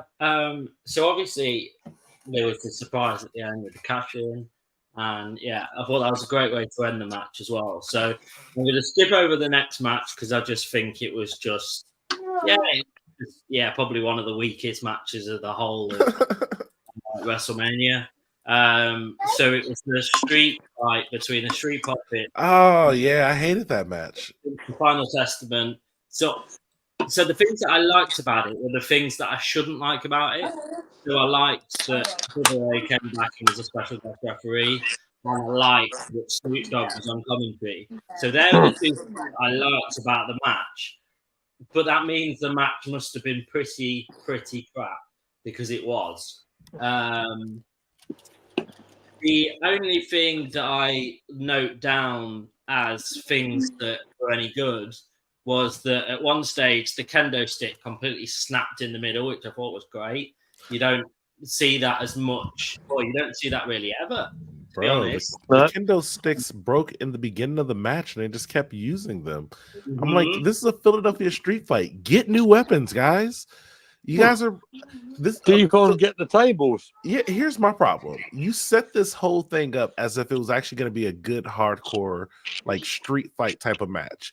You're in ECW, or you're in Philadelphia, the home of where ECW was. The crowd literally was chanting ECW for Paul Heyman like the night before. So this is the crowd to go to for that type of match. You guys have people who, you know, supposedly can do this type of thing, and then you have a hardcore legend like Bubba Ray as your ref. This was set up to be a ball to the wall, freaking non-stop, action-packed hardcore match that ended up with 3 kendo sticks, 2 of them breaking within the first top 5 minutes, and people just continuously using them. A couple of chair hits, a few good moves through a table, 1 botched table, complete. I've never even seen a table botched like that before. It was one of the craziest ones I've ever seen in my life. And yeah, they just had to just end the match at a certain point.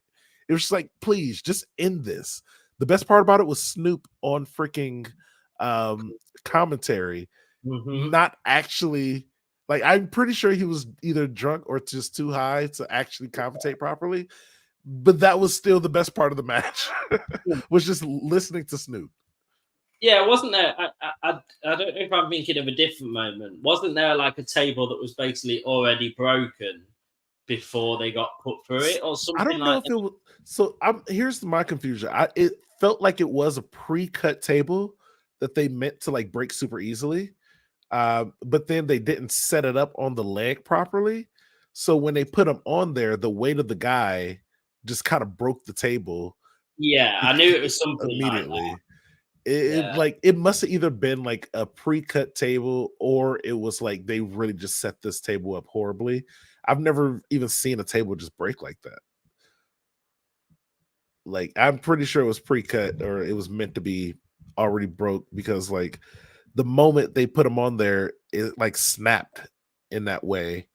But yeah, if it was just a bad leg setup, I feel like it just would have like made them fall off of it or something. Yeah, so I think, yeah, the less said about that match, the better. Moving on to the next match, which again I've got really no notes for. So LA Knight obviously won the match against AJ Styles. The 2 notes that I've got is not much to report, and the LA Knight got slammed. This is the only cool moment. LA Knight got slammed onto like an exposed outer ring. So the outer ring, they pulled back like the little bit of padding that they've got at the like side of the ring for it to be just like whatever's under it. So that's gonna hurt. So that was the only.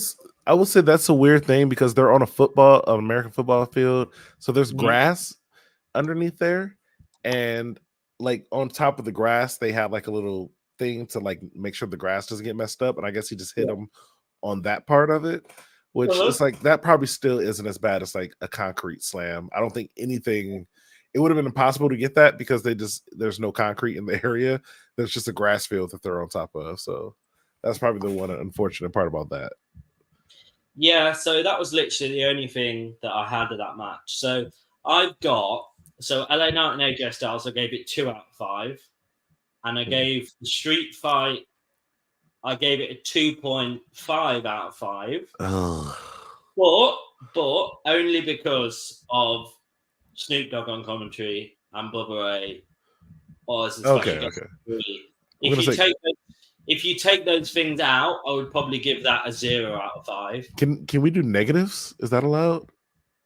Yeah. So mine would have probably been 0 out of 5 if those 2 things hadn't have happened, because I just thought it was terrible. I would have gave it a -5 out of 5, because it built itself up as if it was going to be a real hardcore match in a hardcore city, and none of that happened. And then I'll give it -3 because of Snoop and Bubba Ray. So I've just rechanged my rating for the LA Knight and AJ Styles and put it down to a 1.5 out of 5. That would be the lowest rating of any match, because I just thought it was terrible. I forgot about it. I'll be honest. I forgot who even won. I know. That was how unimportant it was. So, yeah. So we've got 3 matches now that, for me anyway, saved night 2, because if you hadn't have had these 3 matches at the end of night 2, then you would have said, God, that was awful. Because, yeah, it just was. Before that, like, the Drew and Seth was okay, but if you didn't have that cash in, I don't think it would have been that good. It was okay. It was just I enjoyed the match itself too. I thought the match was really good. The Claymores and all the stuff, they really did a good job of it. It could have been, like, I wouldn't call it a 5-star, but I would put it at a 4. I feel like even before the surprise at the end, like, the match itself, they did a lot of moves in there. They really pushed it, and it shouldn't even have been like the opener. Like, it should have been towards the middle or something. But what? But the thing is, if we didn't have had that for the opener, that would have meant the street fight or the LA Knight. Oh my God! And then everybody wouldn't have even got to the matches at the end. May have walked out. So yeah, the next match was, I think, my favorite of the whole night. The match between Logan, Randy, and Kevin Owens. I thought it was fantastic. I just thought it had, everything that it needed to have. So I thought it was really cool at the start when Kevin Owens basically went to Randy Orton and was like, "Yeah, come in my truck, come in my truck," and I already did that. Ring. Like, I thought that was a really cool moment because it was like, right, Randy trying to sneak in that RKO was pretty funny. Yeah. So the only way that we're going to win is if we team up together and take out Logan Paul. So that was their aim. Obviously, didn't happen.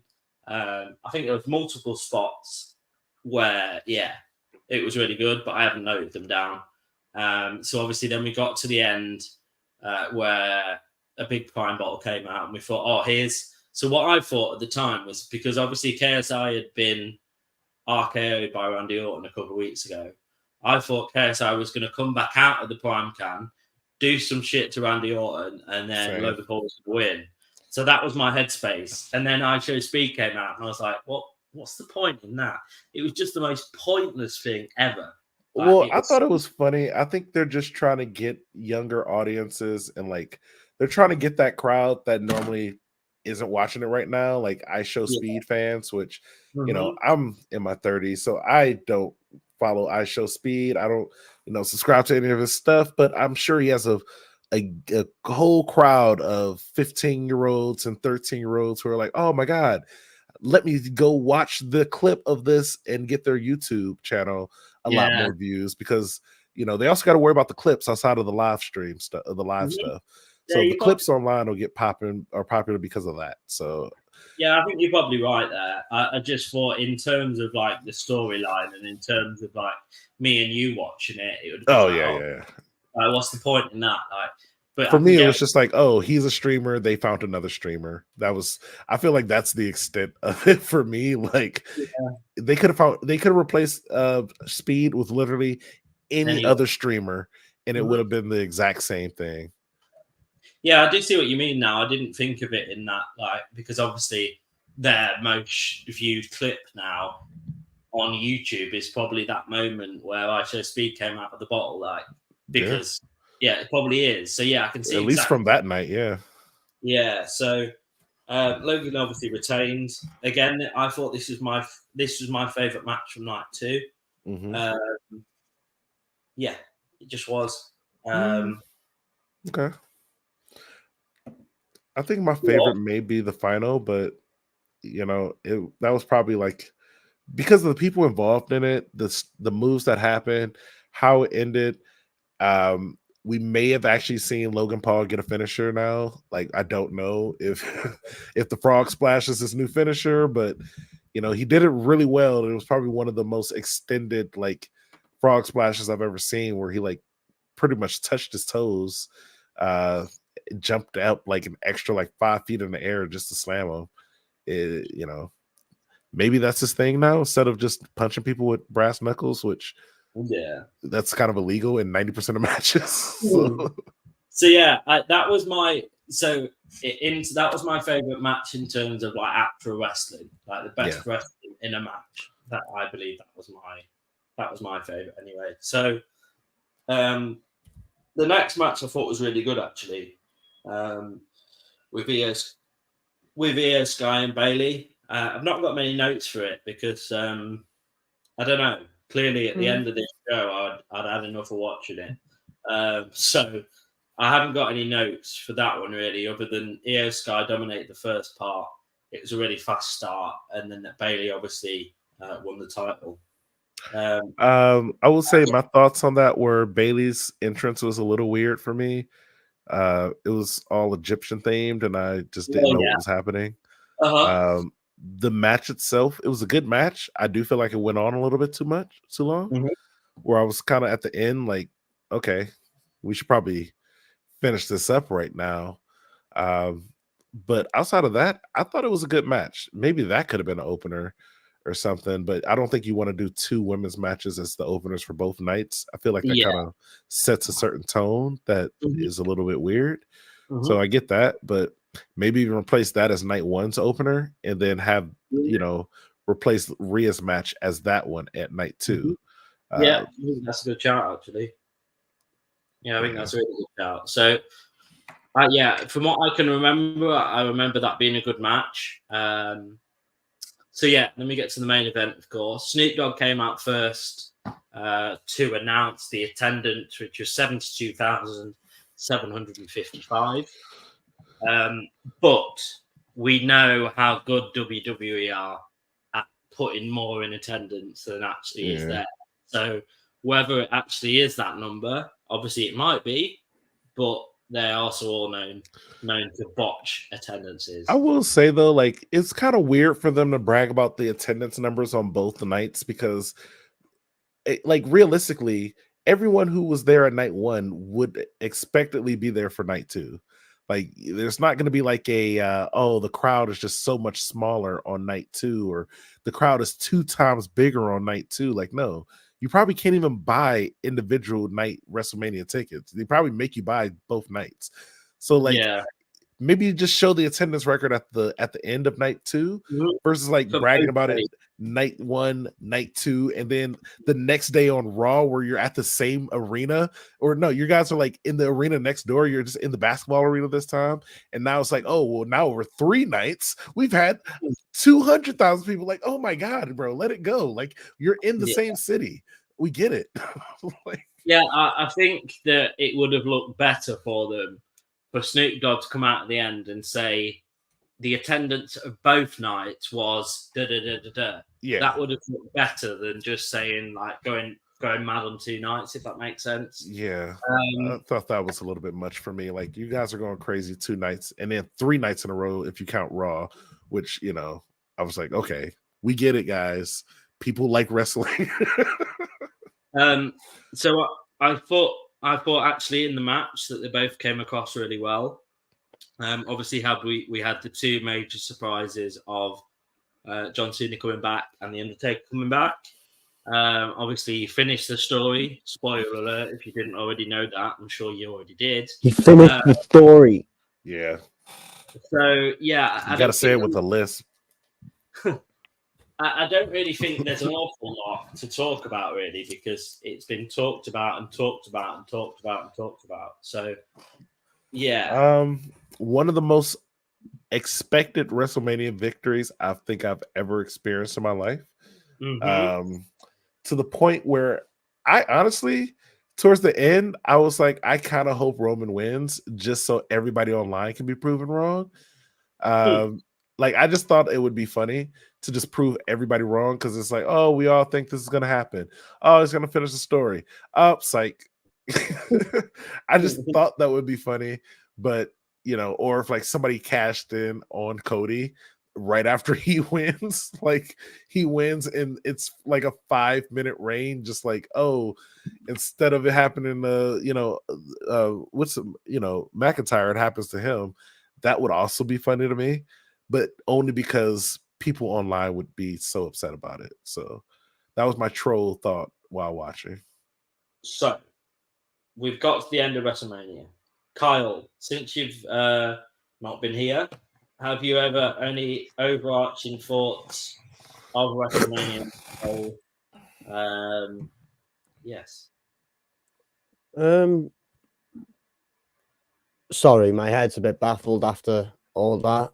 I've had to clean out my PC and that and everything. So I do apologize for that, everyone. Heel Batman's going a bit insane right now. Heel Batman is Heel Batman is going a bit insane right now. But yeah, I enjoyed Mania overall. Like overall, I thought it was definitely up there with the best. Whether it's the greatest Mania of all time, I don't know about that. That's probably an exaggeration. I'm sorry, but it's up there. It was a great Mania. Up there, but there's no way that's eclipsing 22. I'm sorry, there's absolutely no way. 22 was the Mania for me anyway. Yeah, it just was. 22. Yeah, no, I thought it was good overall, definitely. Like, I did think it was really good overall, though. So I'm just going to quickly shoot through some other things before we go into just a little bit around the. Before we go into a little bit of a discussion around the Raw and SmackDown 2 seconds. and the Mania. We there? I think I can hear you. Hello, guys. Hey. Sorry about that. It's all good.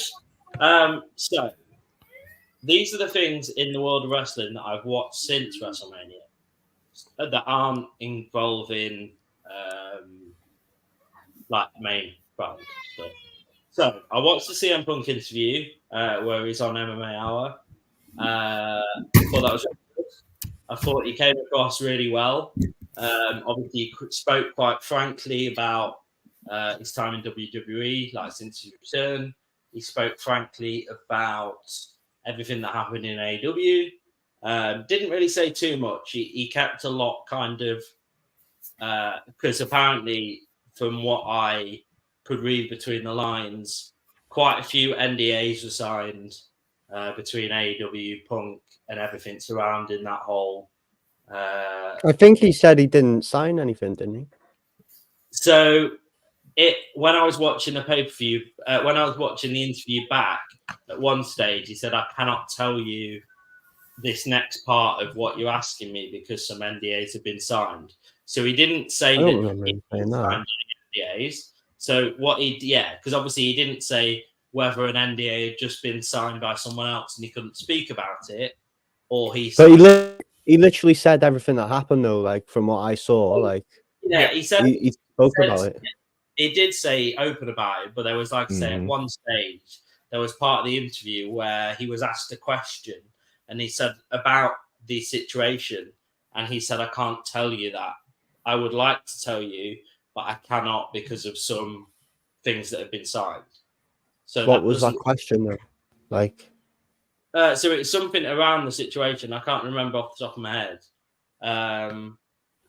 But having watched like I say, I watched the whole hour and a half of the interview. But it was a good watch because I think it painted CM Punk in a really good light. Because obviously, we've got the core CM Punk fans like myself that even though all that stuff happened, I'm still going to respect him because in my generation of wrestlers, he's going to be up there as one of the best, like in my generation of wrestling. So obviously, as we come on to things in a little bit, it'll make a bit more sense. But I thought it was really good, the interview itself. He came across really well, and I actually enjoyed watching an interview for an hour long, which is really quite unlike normal. So the other thing that I watched was the Bray Wyatt documentary that was shown on Peacock. Love that. So I'm nearly at the end of it. I've got like 10 minutes to go or something like that. But there was a lot of things on there that was quite interesting actually to watch because obviously I was speaking to Carl a little bit earlier and I said that when we watch a wrestler, we only get to see normally what's in the ring of that wrestler. We don't get to see for them outside of the ring and stuff like that. So I didn't actually know much about Bray Wyatt outside of the ring and how he was as a person. But having watched this, you can see how much of an amazing person he was. So, so there was some footage that was really interesting to see, because a lot of the times it popped up and it said, like, this is archived WWE footage that's never been seen. Lee, I just want to make sure. Lee, are you okay? I'm good, man. Hands, yeah. Okay, your hands are just like directly in the air. I just didn't know what was happening. So I've relocated into my daughter's room. So I have a closet and I have a door. My hands are here. Gotcha. I thought they're just like in the air. So, just going back to this. Let me tell you something, player. I'm going to book a tag team match with Bray Wyatt and The Undertaker. Is that better? That's gonna be one of those moments that we'll pull together when the please clip that. Clip that, shoot it, Sam. So, there was a lot of footage with him in FCW, which is really cool. FCW for people that might not know is like the developmental brand before NXT. So it's like the school championship wrestling. Yeah, so it's the school that you learn in before you go to NXT. Is basically how it what it is. So there's SCW footage with him and his brother Bo Dallas as a tag team, which is really cool. Yeah. It also then went to speak on about when he first came into WWE and NXT. He was given this Husky Harris character that he really didn't like, and I can see why, because it was quite insensitive to his weight and how he was. So I think that was really bad. Having watched that back, I thought that was really bad on WWE actually to give him that character in the first place. Because obviously it's quite fitting for what we spoke about earlier with Goldust and stuff, them giving that character and him not wanting to do it. And it was only the professionalism of Bray Wyatt that he carried on. Because a lot of people would go, do you know what? If you're going to give me a character that is actually quite offensive to me, then I'm out. So honestly, same with Mark Henry. Like, he had to be sexual chocolate. Meanwhile, he was like a very deeply religious guy who didn't even drink or anything in his personal life, but he's has to be on camera pretty much making love to an older elderly lady, which, you know, he definitely wouldn't. You know, it's like, come on, that's like just violating a lot of his personal things for him. So Vince kind of sees the guy and it's like, you know what, he's an Olympic gold medalist just like Kurt Angle, but we're gonna make him sexual chocolate. Like, oh, this guy's athletic but he's tubby, let's just make that part of his stick. Like, he's got such a weird mindset. Yeah, I think this plays back into what we spoke about a little bit before as well. And when other people were in charge of WWE, because I didn't really want to speak about it, like him even as a person. But it shows you that the management structure at that time didn't really care about the people. They just cared about their products. And they didn't really care who they stepped on in their process as well. And it was just quite fortunate. It was fortunate for them that a lot of these people did stay professional and did say, do you know what? This might not be what I want, but I'm going to stay professional. So it's quite lucky on them that they did. Making the best out of their situations. Yeah. For sure. Totally. So I thought it was an amazing tribute to him, actually. And it was quite humbling to see how many people spoke really well of him as a person outside of the ring, and that he was portrayed as it, but he definitely was like a family man that had time for absolutely everyone, whether that be wrestlers, whether that be fans, whether that be anyone. There was one stage that he went to, so obviously he had he had the spell where he first started in WWE, but then as Bo Dallas was released, he was also released. And then when he came back into the picture to learn his craft again, to get fit, and to help out other wrestlers, he kept it on the download, but actually went to so I can't remember the guy's name now.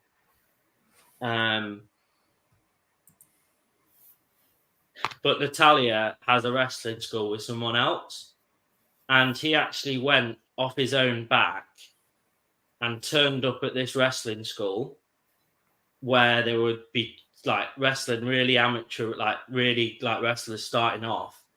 He said, keep it on the down low and don't let anyone know about it, because obviously I don't know. He didn't need to do that, but he went in and they said in order for him to gain his fitness back again, he went to that school. But then they said as the weeks went on and people got used to it, he used to go up to each individual person in that wrestling school and give them little pointers. And he would go to every single person, every single one, and take like a minute or whatever and just say, right, this is something that you can look at. And obviously they respected him because of who he was. But that just shows like how humble of a character he was, and that he would actually go off his own back to go to a wrestling school where he knew that he was head and shoulders above everyone else. But the fact he had the humility just to go in there and say, do you know what? In this moment, yes, I might be Bray Wyatt, but at this moment, we're completely equal. Yeah. And I'm just like you here, even though I've got this massive career in WWE. So I thought that was really cool, like a little thing to learn that you wouldn't have known if you hadn't have watched obviously the documentary. No, that bit, Sam, I hadn't seen. I haven't seen all of that, but what you've just said there doesn't surprise me at all. In the character that Bray Wyatt was all about, he seems to me like he seemed to be a very giving guy. He seemed to give a lot of knowledge to a lot of people. So you mentioned in developmental there, and coming back and getting to his fitness and taking the time to spend on a lot of individuals. The other thing I want to say about Bray Wyatt, had very creative brain in the business, and Bray, I think, for modern day WWE, was probably levels above anyone else that we've actually come across. And I think that's what probably made him very special. Yeah. The whole host, I think you like you kind of alluded to it there, but when actually you were when they were breaking it down on the documentary, and you saw how many characters he had, even though at the time it didn't really click. But when you go back and watch the documentary, you see how many times he had to completely change his character and do a full 360 and make something new. And that was still as good as the last thing that he did. So like he made the spooky supernatural gimmick great again, in my opinion. Yeah. Especially in that lockdown era where he made a best of a bad situation, if you want to refer to the Firefly Funhouse match with John Cena. It's like, okay, we're in this unique kind of situation. How can we make this better for the people at home to at least find a little bit of salvation, a little bit of normalness, if you want, in terms of, right, how can we make a story between Bray Wyatt and John Cena that's already been told once? How can we make this better? And what they did was produce a piece of cinematic brilliance, which I think came above and beyond anything it should have been. Yeah, it was quite interesting to watch it on the documentary when they did that little segment, actually, because obviously John Cena, it just panned to John Cena and he went, when they said to me it would be a Firehouse Funhouse match. Yeah, when it said that, he said, I looked at everyone for a minute and I thought, I don't know. What is the Firefly Funhouse match? What is it? Like, we've got no rules, we've got nothing. But he said, I actually then found that quite special because me and Bray and all the creative team were able to just produce everything and there wasn't any script and we just completely did it from start to finish. So it's really cool to actually see it behind the scenes and actually see John Cena, a guy who's probably the greatest of my generation, to go, I'm a bit lost here. Like, what's going on? So, like, it showed you the human side of John Cena as well, that even though he's been in the business for God knows how long, like, that he's 20 years now, hasn't he? Cena. He then went. So, yeah, that was that. If anyone hasn't seen it, I would so recommend going to watch it. Because from start to finish, it's just like, so I always think peak documentary making is when WWE used to make all their documentaries and put them onto DVDs. And it felt like that. It felt like one of those documentaries that we used to get from like superstars, where they would go through their wrestling career and their life. It felt like that, just obviously being made, unfortunately, after he passed away. But yeah, I just thought it was amazing to actually see his character behind this. Because obviously, if you just know the character of The Fiend, him in Firefly Funhouse, and all the stuff around that, you would think that's just someone, I don't know. You get a very different picture when you watch the documentary of the person that he actually was to the person that we saw on screen. Because on screen, he was obviously this larger-than-life sort of horror character. But then away from that, he couldn't have been any more different as a person at all. Like, he couldn't have been any more different because he was he was just an amazing person. So you see that different sides, which I think was really interesting to see. So quickly going on to just another little bit that I saw. So New Japan had a pay-per-view in the last couple of days. Some quite big things happened, to be fair. So Nick Nemeth actually fought. He won.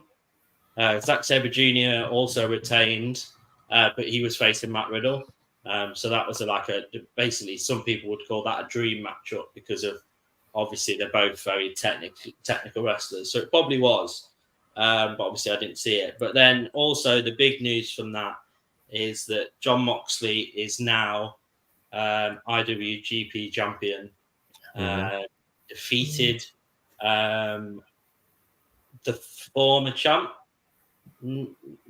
Naito. I don't know. Naito, I think is probably correct, Sam. But yeah, he's basically the new IWGP champion. So that's everything apart from. We're going to quickly go through. I'm going to flip out. Are we going to talk about the footage? Let's do that. I wondered. That's why I'm still here, boys. We're going on to that next. Okay. So very quickly, NXT Stand and Deliver. Obafemi won his match as North American champion. That was an amazing match. If you've got the chance to go back and watch it, it's insane. Go back and watch it. Roxanne Perez also defeated current ex-champ Lyra Valkyrie. She also won that. And then Ilya Dragunov retained his NXT championship. But he then did turn up on Raw and Wrestle, which looks like... no, they said on commentary it doesn't look like he is going to be in the draft. So that looks like he shall be leaving NXT. So, quickly, because I think this is the most pressing thing, we're going to go to AEW. So, Edge defended his title against Penta and won. Ospreay dissed WWE. I'm going to read this really quick, and then we'll go on to the footage situation. Oh, goodness. I really like this. A lot of people hating on Ospreay, but I really, really like this. Okay. Because it was off the cuff. he did it himself. Like AEW didn't tell him to do it. He did this all with his own doing. And I thought it was great because remember, Sam, you remember what you said in the previous stream. What? It doesn't matter what Will Ospreay does. I'll always. There's a bit of bias in there, my friend. Oh no, yeah, I still really liked what he said. I thought it was good. See, I can't get behind that. Like, to disrespect someone who's like he's probably watched from a young kid, like that. Nah, that's kind of crazy, man. I don't know. He's basically fucked up his whole chance of going to WWE at any time now as well. Yeah, so he's kind of fucked it for himself. Oh yeah, no, he has probably done that, and you're probably right. But I just think so. Ospreay took it personally, but it wasn't about him himself. So Ospreay took it from Triple H as if Triple H basically said that it was Ospreay that doesn't work hard. So because Ospreay does work hard, he's probably one of the most hardest working wrestlers out there. He took it personally, I think. So I don't think Triple H. I think Triple H was meaning it as a whole, but the way it was worded by Triple H made it sound like it was a personal attack at Will Ospreay. So that's why he's come out and said what he said. I'll say, like, as far as his comments, I feel like I'm on both sides here. Where the fact that he's coming back after he felt like he got personally attacked or AEW as a whole was attacked, you know, he's sticking up for his brand and stuff. I respect that. You know, that's some real stuff to do. Now, saying Triple H got there because he's, who his wife is, kind of a crazy shot to randomly take out a guy's career. But at the same time, he does need to get his facts straight. Triple H got with Stephanie when he was already on top. He had already proven himself as a top guy, did all the stuff, and then got with the boss's daughter. So if you're at least going to come at him with that type of stuff, make sure you say it correctly. Without Steph, he was still world heavyweight champ in the 90s, in the Attitude Era. He was already at his heel turn.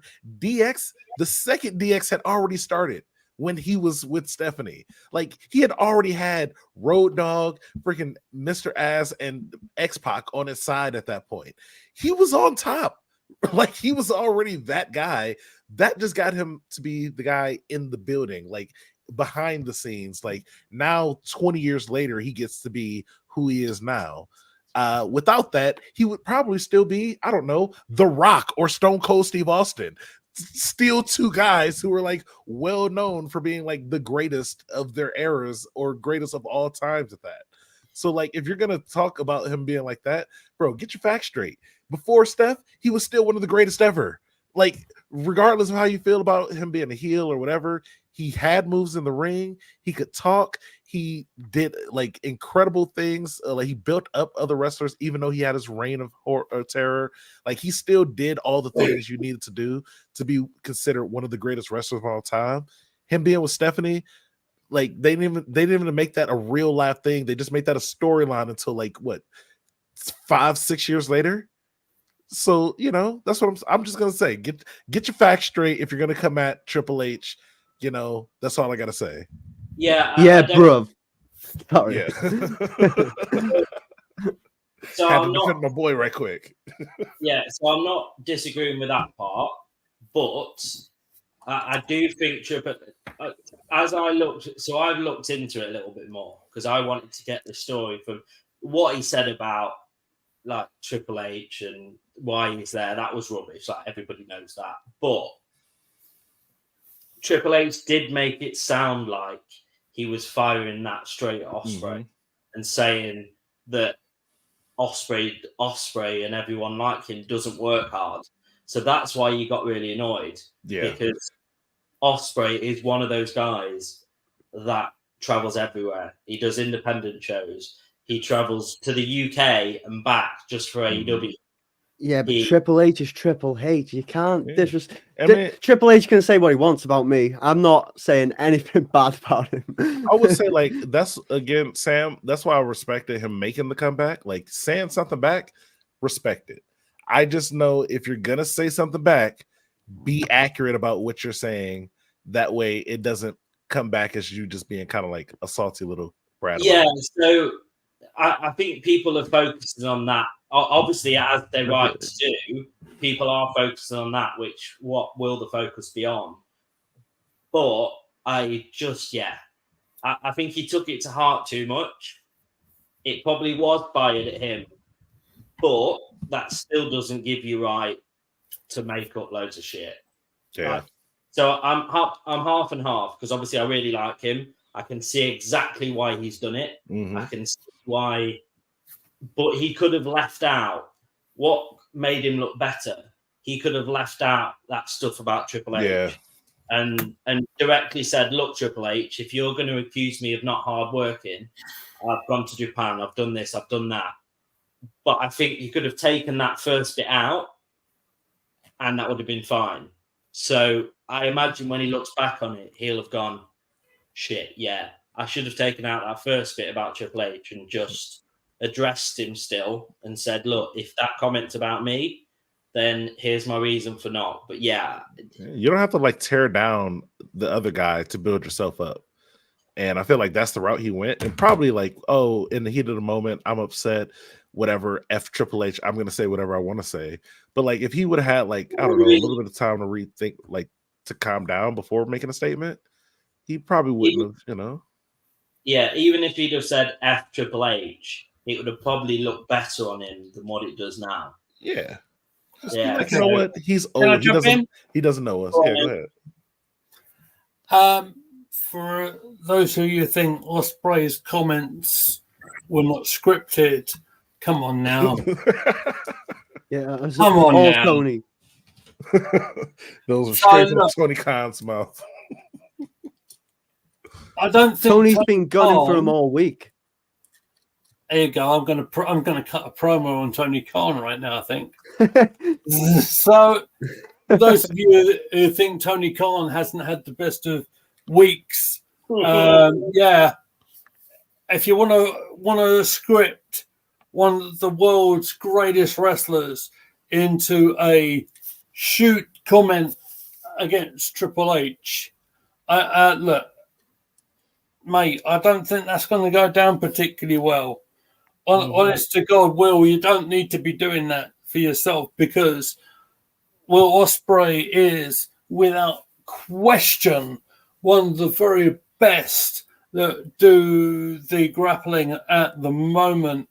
And to fire on a shot like that at Triple H, yes, I'm talking to you, Tony Khan, I think it's a little bit unwarranted. But as we'll go on to now, I just think it was, I don't know, they've made themselves like, obviously I'm AEW's biggest critic normally. Yeah. But this week they've made themselves, well, this week and last week, when we found out what was going to happen, they've made themselves look absolutely ridiculous. Like, they've made themselves the laughing stock of wrestling now. They just have, it's so funny watching people try to defend the actions of like what happened last Wednesday. Like look at that. One of the funniest things. Oh, that's not even the one. Sorry, boys. No, there was it was nice to see Rene, though, to be fair. Yeah, but it was the moment said, and Rene go like, oh, like, yeah, she's like, face just went. I mean, what do you do in that moment? You can't just like take the mic out of his hand, right? Like, so moving on, as I've just kind of made an introduction, the footage. So, before I ask all of yours opinions on it, I was reading something today that was quite interesting. So, obviously, I've spoke about AEW making itself look really stupid. Everybody's laughing at them now. Yes. They've got a lot of way to come back for them to be, I don't know. They've damaged themselves, massively damaged themselves. So, the footage that we saw basically confirmed everything that CM Punk said. But because it was silent, we don't know the context behind it still. So that's probably for legal reasons, though, right? Like, yeah, like they had to have the Bucks comment over it, like sort of like speak over it, didn't they?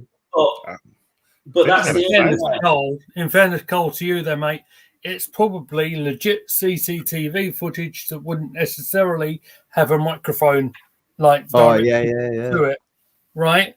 So that is why we never heard the audio of it. But again, I'm sure Sam's going to go into it. I don't think the footage that we saw was anything that we didn't expect after CM Punk done that interview. Honestly.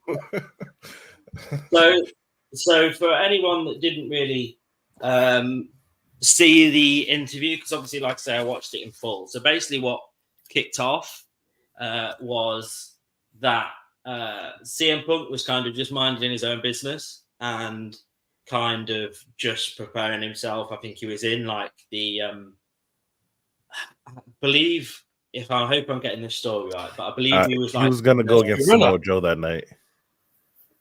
What's up? I think he was going to fight Samoa Joe that night in the ring. Yeah, Sam was there. Yeah. So basically, what happened was, I hope I'm getting this part of the story right. He was in like the food court area.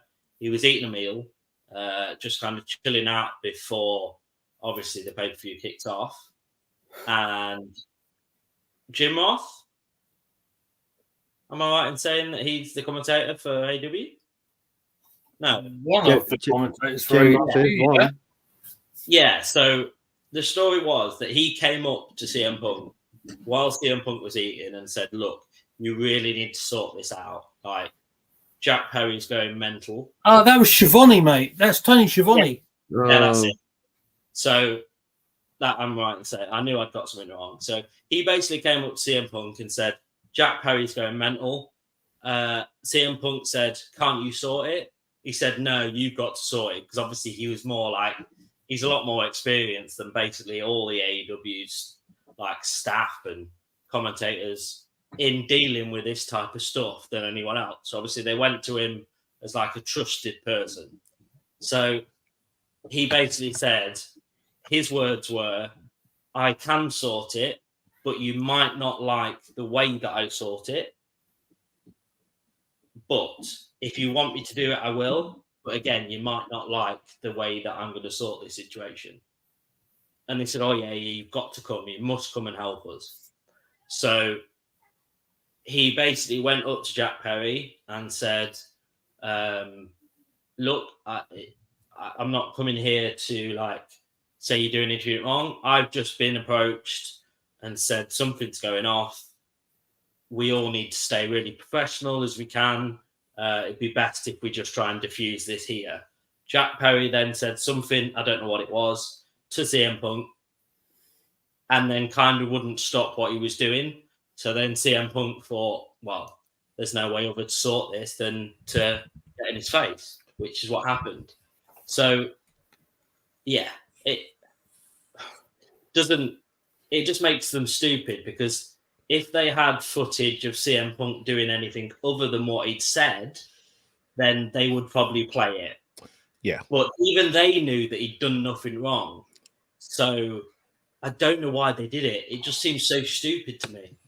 So, okay, here's my thing about this. I don't know, like I've played sports before. I'm sure you guys have too. Like, I've been in locker rooms. I've heard stories about other wrestling fights. This was the most why even mention this type of fight I've ever seen in my life. This was really just two guys face to face. One of them shoves the other one, and then they get into like a headlock situation. It gets pulled apart. This thing lasts maybe 10 seconds of an actual altercation. Like, there's nothing really different here. Like, if they would have showed footage of CM Punk randomly running up to this guy, punching him dead in the face and like trying to do something crazy, it's like, okay, that's one thing. Like, I don't know, back to, like, really quickly to go back to basketball, I saw the Warriors at the beginning of the last year. Draymond Green in the middle of practice punched the crap out of one of his teammates, completely sucker punched him. Like, you like flying Superman punch to him when dude was just standing there not expecting it. That broke up the team. That was a real thing that happened, and like leaked footage broke the world. This was like two guys like, oh man, it's like seeing like two siblings get into it for 3 seconds and being like, oh, let's put that on YouTube. Like, this isn't anything, guys. And we're forgetting as well. We're forgetting Tony Khan said that he feared for oh his my life god, he said he moment. feared for his life In this We'll get moment. to that in a minute, Carl, I think. Oh my god, yeah, it's like that was one of the most like nothing actually happened. Even after the fact, Samoa Joe was like, "Oh yeah, whatever." Shout out like, to Samoa Joe, by the way. yeah, shout out to Samoa Joe for being a real one. Like nothing actually happened. He broke it up, and like he never made a big deal about this. Like we should have all just followed whatever Samoa Joe was doing and just ignored this because nothing actually really happened. And also, we're forgetting the point of that this all happened before CM Punk's match. Yeah, So, and then he went out and still wrestle because he's a professional. So he went out and still wrestled because he's still the professional. He could have walked out and gone, do you know what? I ain't wrestling. Like, yeah, you go wrestle F Samoa this Joe. whole- How about that? yeah. F this whole company. Like, he could have just gone off. But the fact that he went still out and wrestled, and I remember it being a great match. It was great. But obviously there was like rumors of what had gone on before the show started. So we knew about it in the stadium and stuff. But still, like I say, he could have gone, do you know what? F this, like I'm off. Lee? Thank you. So probably important to bring up, wasn't CM Punk the guy that was basically producing Collision for AEW? The very reason why he was over on Collision is basically to separate him from people like the Bucks and I don't know to an extent of Kenny Omega because from what I've read today. But so the reason why Schiavone comes up to Punk and saying, look, we've got a situation. Perry is running his mouth because this, that, and the other. And Punk being the one that is basically producing Collision, he had to go down and try and sort it out, right? And then, so you can see that picture. So Perry had this match, and we had the comment, didn't we? Direct to camera as I'm talking to all of you out here on YouTube right now. It's Real Glass Crimea River, right? Directly talking to CM Punk, who told Perry, don't be so stupid. That is a ridiculous thing to do. I think Punk's comments were, why do you want to do all this internet shizzle or something like that? I'm not going to break my Goonally Mees. Bullshit. Sorry. Thank you. Thank you, I Carl. like your background. But then of course, you threw me there just for a second, Carl. I'll try and get back on track. So then Punk approached Perry in guerrilla position, and said, "Why do you have to do all this?" And then, because we don't hear all the audio, because of course you don't, because it's CCTV. You can see the scuffle. You can see quite clearly that Punk gets him in that sort of choke position, and it ain't for long. But then we knew that was coming because he spoke about it on the. Is it Anna? What's the Ariel Helwani. Anawari. Thank you. Ariel Helwani. Exactly. We knew that was coming. And straight away from that moment, Punk says to bloody Tony Khan, I'm done. He already said previous that just release me after the previous altercation with what's the guy's name? You're gonna have to help me. The one that does the buckshot lariat guy. I'm not familiar. Kyle, you're muted. Help me out. Hangman Adam Thank Page. you. Sorry. Thank you, Cole. Cheers, mate.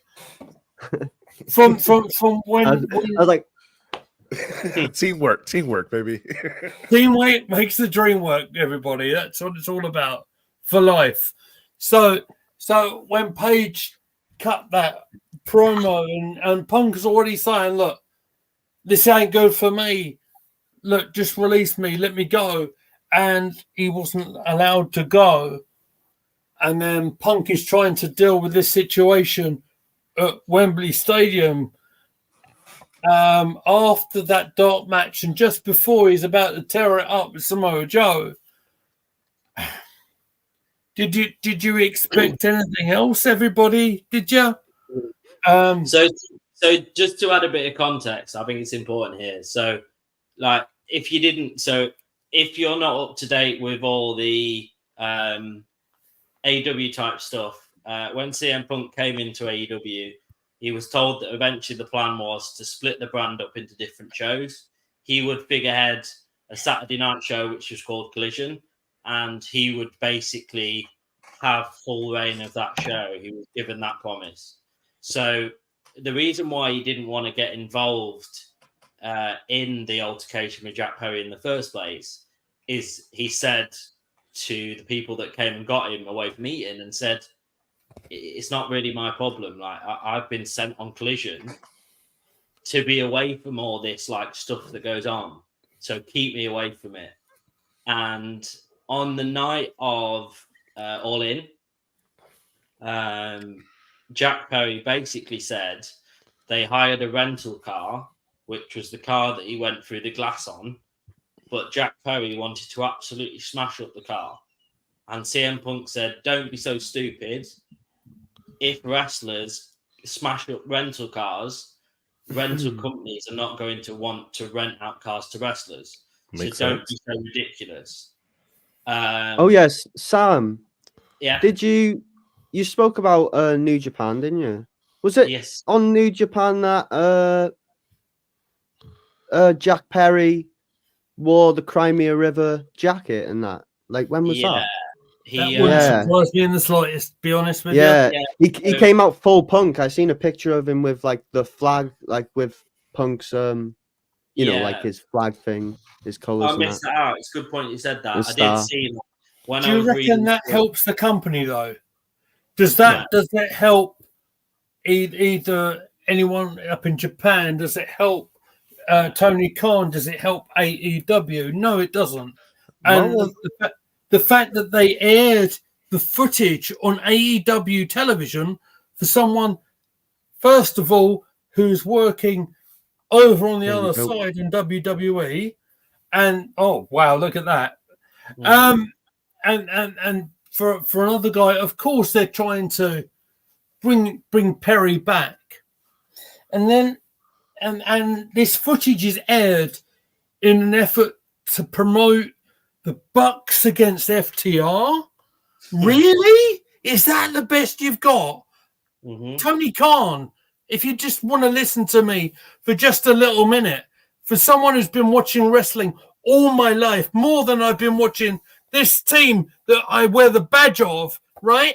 So, is that the best way you can build your program after WWE have just put out their best WrestleMania card over 2 days in like forever? Is that the best you can do? No, it doesn't help you. It makes you look absolutely stupid. Yeah, and I I'll just say this: complete promo there, didn't I? Wow. Tony Khan, I'll say this right now, and I'm talking directly to Tony Khan. You need to step down, my boy. You do not know what you're doing. This is not how you do things. As a manager, as a person who, like, at my job, I have to also talk to people when they do things that are like not correct. I'll tell you right now, you don't just get another person who's actively doing the thing to be like, you know what, you should just go talk to him right quick. I know this is kind of be a weird moment for you guys, both being wrestlers and all. And, you know, I told you that I'm separating you guys just so, you know, you don't have to be involved in this, but I'm too afraid to go and talk to him. Like, that is what Tony Khan is doing. Over and over, he is proving I am afraid. I am afraid of confrontation, of wrestlers talk face to face. Like, bro, you're their boss. They're not going to just randomly be like, oh man, F you, Tony, and just like freaking put you in the hospital. You probably have security guards. You have like a whole chain of people. Like, you're paying them to be wrestlers. If the guy wants to do something stupid, you don't need CM Punk to be like, hey, don't smash a rental car for obvious freaking reasons. You could tell him that. You are his boss. You could be like, hey, you're trying to do this? That doesn't make sense. Do you, like, I don't know, buy him a freaking a regular car for really cheap. You can get a car. You have money. You're a billionaire. Buy a car randomly for like, I don't know, $1,500 that doesn't even have a freaking engine in it, and smash that thing in the parking lot. You can do all the things you want to after you purchase the car. Don't do it to a rental, because then you have to deal with the rental company, and it makes things more difficult in the future. You're being dumb. This isn't a good thing to do. It's like what they say when people say, oh, he's a mark. This is why people call you a mark, because you're like making the dumbest, I think I know how to do this, but I really don't decisions I've ever seen in a business. Like, this stuff, like, I promise you, if you put freaking what's his face in there from Paul Heyman. If Paul Heyman was in ECW, he would have taken over ECW by now, or like AEW. He would have he would have literally put himself in the position to become the owner of the company by now, because of like just being able to competently handle little things like this. Mind the business, mate. Yeah, exactly. You think if Paul Heyman was in AEW, they would have asked CM Punk to go talk to him? They would have been like, they probably would have been like, Paul, can you handle this? Paul would have manipulated that situation so that people would be like, you know what? We should actually make Tony Khan step down and give Paul Heyman the position. He would have talked people into that. Like, because literally, I think one competent person could have really ran that business. That's why when Cody was there, it felt like he was actually like, and obviously Cody helped start the thing. So that's why Cody was like the guy when he was there. That's why the moment they got CM Punk, he became the next guy there, because Tony Khan isn't responsible enough as an owner to even do the simple things of running a business properly. Like, oh my God, like Vince McMahon. I'm sorry to mention him. I don't even really like saying his name, but you're making this guy look incredible right now. You're making freaking every other promotion in wrestling history look like they were like, TNA looks like a golden era of like responsible business practices compared to this place. And TNA was nothing, was nothing of the sort. This is just TNA with more money. This is all that is. This is just like, and less, they know less about the business and less about managing wrestlers than TNA does. Like, the fact that it's still around right now with this guy in charge is insane right now. Get Dixie Carter, get her in here or something. Oh, Jesus Christ. Exactly. Dixie Carter? Really? I promise you, Tony Khan versus Dixie Carter, who's the worst owner in wrestling history. That is like the ship on a pole match. Bring it. Like, that's the WrestleMania match right there. That's like the number one match of who can put a business into the ground faster that is clearly meant to succeed. So Tony, step down now before AEW actually goes under because of all these dumb things you're doing. Please. Donut, you're so stupid. WCW 2000. Sorry, I have to pull that up. No, that's enough. I went on my rant.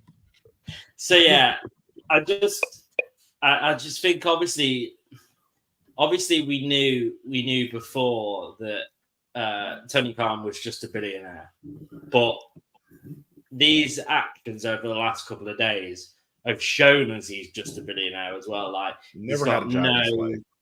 He's got no. I think it's pretty hollow. I don't think there's anything in that head of his. Like I don't think there's anything there. Because I don't think he's ever had to fire a maid before. Like at least most billionaires have fired a maid or two in their lives. I don't think he's ever done that.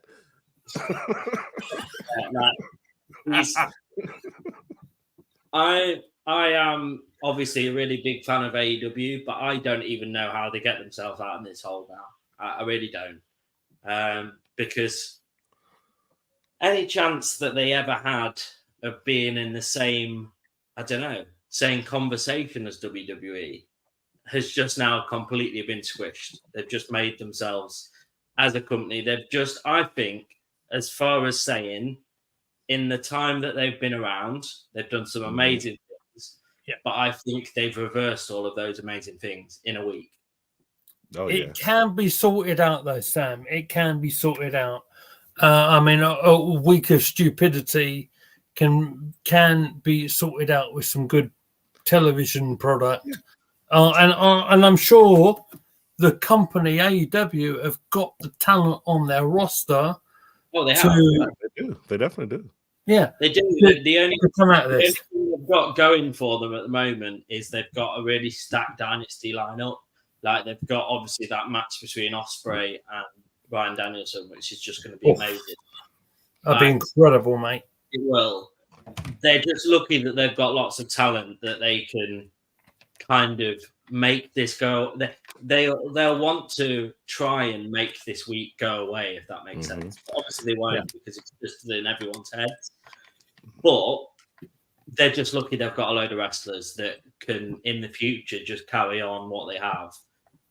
But this might be the biggest backfire since, like, remember when WCW announced that Mick Foley was going to win the World Heavyweight Championship? Yeah. Everybody went to go watch it instead. This is the biggest backfire since then. Like, you're putting now you're making CM Punk look great on WWE. Bumps on seats.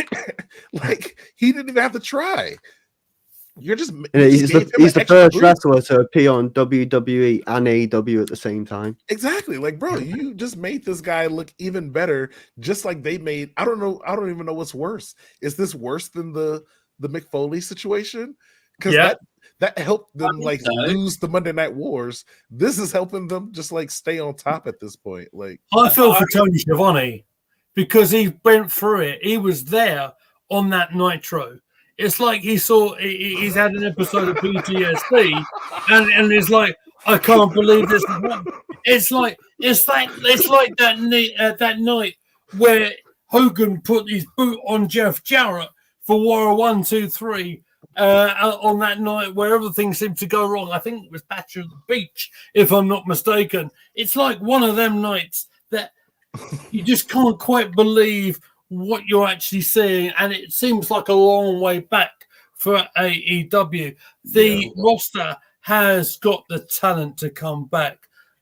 But how they respond to it on their TV product this week is probably key, because all you're really doing out of everything that's come out of this week and airing the footage is giving people like Drew McIntyre, for example, who's active and is still wrestling, is you're giving him ammunition to go down his microphone and just to do his 20-minute opening promo on Raw. That's what's going to happen. I guarantee it. That's not a prediction, ladies and gentlemen. That is a spoiler. So I just think. I also thought this while everyone was talking. I'm thinking in the back of my head that there's probably a second arrow to this AEW thing that's going to really hurt them. So obviously they've got them looking stupid as the first arrow, but the second arrow is that people that probably don't even watch wrestling have probably heard about this, and they've watched WWE because of hearing about this. So they've probably put a second arrow into themselves of people that weren't even bothered about wrestling have now become bothered about wrestling because of what they heard. So they've probably directed the traffic towards WWE of non-wrestling Mm-hmm. fans as well. Yeah. So, yeah, it's just. I mean, because realistically, if you look up, okay, CM Punk situation, and then you're gonna like look up CM Punk right now, yeah, you'll see the Jack Perry footage and stuff like that, and it's not gonna. You're gonna wonder like, okay, what's more about that? You'll probably end up taking that loophole to like the freaking CM Punk interview and being like, oh, well, that kind of does match up. Okay, let me learn more about this guy, and then what? Now you got to watch WWE. You're not going to be watching AEW footage to look up the history of CM Punk. Like, unless you just want to be like, oh man, he had like 3 good matches over the course of like 2 years or something, then yeah, go ahead and look that up. But it's going to be in the sea of a bunch of WWE matches that like he also did for years and years. So like this is a complete backfire. It doesn't make you look good. It doesn't drive business to your company. It drives it actually to the opposite direction. And even if people were like, "Oh, I was a Jack Perry fan. I'm such a Jack Perry fan that I am not going to hate on CM Punk." Guess what? You're now talking about CM Punk who's on WWE. You're not even talking about AEW stuff anymore. You're just talking about WWE now. And that just shows that they're secondary as well, because they're just playing into that secondary like place, because they have to like latch on to WWE for more attention and putting more people in seats. Like let's be real, the attendances and the numbers aren't always great. So it's kind of sad. Mate, you're absolutely right. You've seen the arena about quarter full. It's sad.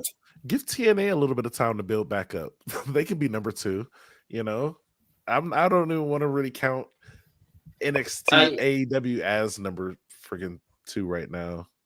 I honestly think if all of us tonight were to start a brand of wrestling, we could get better news and closest to WWE than AEW are at the moment. DOW. Wait for it, everybody. Wrestle Dog Professional Wrestling coming up. Wait, no. DCW. Yeah. DCW. Dog Championship Wrestling. We can make that. The 4 of us right now, we could be the first. Our first match, we just don't ever talk about WWE. How about that? There you go, everybody. It's as easy as that. And probably just to try and conclude from this. So how are WWE going to respond after all this? Do you know what they're going to do tomorrow night, don't you? First segment. Punk will be out in the ring talking about it. Of course he will. It's just it books itself. And I'm sorry, Tony, you could have done a lot better in yourself. I think your company has got a lot better in there where it matters, in that big old brain matter. I think you had a lot better to do than what you've actually done this week, my man. I'm sorry. Yeah, I can't even say. Normally I've got praise, but I can't even give them a little bit. I think you're over exaggerating how much brain matter he has. There you go. So I'm going to go quickly. Devon, get the CT scan. It's the size of a T-Rex's brain. I'm going to rush through Raw and SmackDown really quickly. You're going to rush through it? Are you sure? Yeah. There's so much to go. Wait. I'm rushing through it because you're better off rushing through Raw. In my opinion, SmackDown was absolutely like way more insane than Raw. Have you gone through Raw? Did I miss that? No, I haven't. I'm going to go through it really quickly because we've nearly been going for 3 hours now. Oh my god! Yeah, this is a long stream. And you thought Brett versus Shawn Michaels was long? Come on! So I'm going to fly through it. So I'm going to cut the first bit of Raw because it was just all Cody talking smack. No, Cody just talking normally. Rock came out. Rock started talking smack. Our story's not over. Cody, can we swap titles? They swapped. That was titles. weird.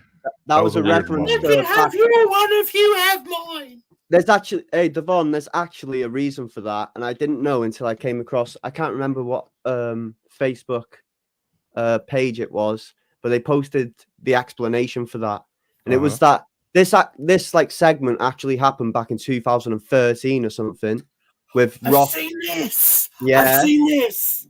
and you might be able to explain better than me, Lee. Do you want to take over or? No, you carry on. I'll add to it afterwards. Go on. All right. Basically, the same thing happened, but he asked Rock if he could get a hold of his title and said that it'll be synonymous with him in the future, and he basically predicted what's going on now. Completely. Yeah, wait. Do we have any speculation of what The Rock gave him? Oh, I know exactly what The Rock gave him. He mentioned it on SmackDown. Ladies and gentlemen, what The Rock gave Cody, it was lighter. It's exactly the reason why Cody's bus went on fire on Friday. Oh wow. So let's go back. Let's go back all the way to that classic WrestleMania where Hogan went against The Rock. And do you remember that segment where Hogan went in that 18-wheeler and he tried to run down The Rock in that parking lot situation? Well, here we go. We're going to a different level here.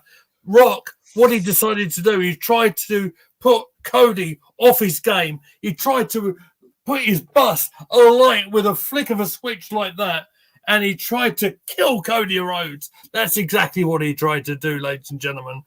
Yeah, I'm cutting the promo completely. Of course I am. The fact I kept on going without laughing impressed me. But yeah, that's pretty much where we are with it, to be honest. Yeah. Sorry to interject like I did. I'll go and have a lie down. So obviously, we don't have a clue what he passed across, but obviously Lee thinks it was a torch passing. It's a different sort of passing of the torch than we're used to. I did it for The Rock. Brilliant. So we spoke about Dragunov coming over from NXT, coming to Wrestle. Fantastic. The draft was told that it'd be the April the 26th to the 29th. Roxanne Perez came onto Raw and wins 2, probably involved in the draft too. Sheamus's return next week. Jade Cargill winning an easy match. Drew coming out and talking loads of rubbish, saying that he cost him Money in the Bank twice now. Yeah, and that he's coming for him. Said that prick CM Punk caused this. Yeah. Such and such. CM Punk. Do you know a former Raw general manager got fired for calling the crowd a load of pricks back in the day? Yeah. Back in the day. What? Yeah. And he's allowed to say it now? Apparently so, mate. Apparently so. Isn't that weird? It's usually they stop, The Rock censor it more. I'm trying to think of the guy's name. Oh, jeez. Because he played the role of a special guest referee in a match between Rock and Hogan, actually. Oh, what the hell was the guy's name? I'll have to think. Carry on. This is way back in the day. Sorry. There was a number 1 contenders match for the World Heavyweight Championship. Jey Uso won it. Yeah. And then, but at the end, Punk screwed Drew McIntyre again, I think, which is a great story arc. I really like it. Yeah. Yeah. So that's that. I think that probably should have had a different winner. I just don't really like the idea of Jey Uso versus Damian Priest. Like, I feel like the styles don't match up enough where it's gonna be like a super exciting match. Like, it may be a good match, but I feel like the better match probably would have been McIntyre versus Damian Priest, or maybe even like something like that. Yeah, well, But I think they're saving that probably, and they're gonna yeah, like. What I Okay. think is like with Jay, they're trying to give him some like a bit of a push to like make him look like, oh, he's in this main picture for the heavyweight championship, and then that'll like hype up when obviously eventually what it's looking like is the Usos are gonna reunite, right? Like it after just what feels like happened that on should have been like SmackDown. an Intercontinental Championship contender match, and you can literally just replace Gunther with, or McIntyre with Gunther, and make it for the Intercontinental, because I feel like the Intercontinental Championship, Jey Uso versus Sami Zayn, maybe that could actually be a thing where it's like, hey, we were cool, we're friends, we're just competing here for the title, and then kind of build off of that, where it's like this isn't like a heated rivalry, but like a competitive one. And maybe even do like a whole, oh, I just want to be able to get a win off of you, or bring up like, oh, has Jey Uso or has Sami Zayn ever beaten Jey Uso, or vice versa? And if the answer is no, then you can just build off of that, like slight animosity there just because of that fact, kind of like they did Ray and Eddie, but like not as intense. And then even if that doesn't work out, you can still do the whole Jay and Jimmy thing, coming back together or whatever. But it just feels like, okay, especially if Jay's gonna lose this match, it just feels like, okay, I don't think this match is gonna prove, oh, and he should be competing for world championships later. If anything, this is gonna be like, oh, he competed for a world championship, maybe we'll give him an Intercontinental now. Which, if that's the case, you might as well have him in the Intercontinental Championship picture of being a contender for that. So it just doesn't feel like the payoff that's going to be that big. You should probably put somebody who you're going to, from now on, keep them in the main event picture, like the world heavyweight contender, slot. You should probably have a guy who's going to win that, be a guy who could stay in that position, like a Gunther, or like a McIntyre. Mm-hmm. And so I can correct my facts and make sure I'm right in what I was saying. The name I was searching for, the Raw former general manager, was Brad Maddox, is the name I was trying to search. Brad Maddox. I've heard of that, and I can't think of a face. Like, I can't bring a face to my mind. I would have never guessed that. You might remember Brad Maddox perhaps for another video that wasn't on WWE TV. Oh God, no! But the less we say about that, probably the better. Oh, wow.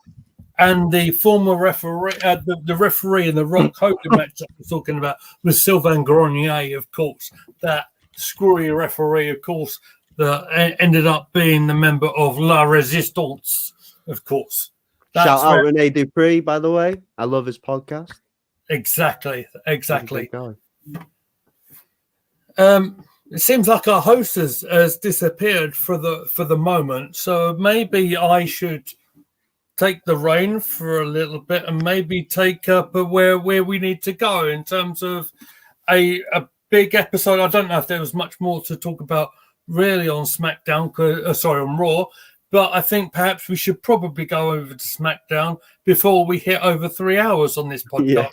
So what I'm kind of want to ask you, gentlemen, is how did you think the whole story with Paul Heyman, the bloodline, and the new additions to how the bloodline might transpire? How did you think that added to the drama of the broadcast, going from the opening promo from Heyman and Solo and Jimmy? Yeah, it would be Jimmy Uso. Well, I'll be honest with you. When I was watching it, I was just like really engaged because I just did not expect it at all. It was like it caught me really off guard. I thought, because I'm always a guy that's been like, oh, Raw's the main show. I've always thought Raw's the main show. Like, it's meant to be way crazier than SmackDown. So I thought the Raw after Mania, which is a reason why I live streamed it as well in a watch along. I thought it was going to be crazy. It was crazy, but SmackDown was just it. Like, I didn't expect that at all, and that obviously loads of things come from that. Like, that opens up so many doors for the future. Like, what do we don't know what's going to happen with Tama. We don't know what's going to happen. We don't know what's going to happen now. Well, I think we kind of do, but Jimmy, like, looks like the Usos might reunite. Where does that take it? There's a lot of doors opening up. Because the last time we saw the Usos together, Jimmy kind of main event Jay also, sorry, so took Jimmy off the stage at WrestleMania with a big spear. Looks like Sam has to shoot, guys. No worries, Lee. No worries. So we'll carry on. I'll try and exert my presenting skills to you all as best as I can, without having seen the whole episode. But what I do know is that here's the key thing about SmackDown. Heyman was in the ring cutting that promo, ladies and gentlemen.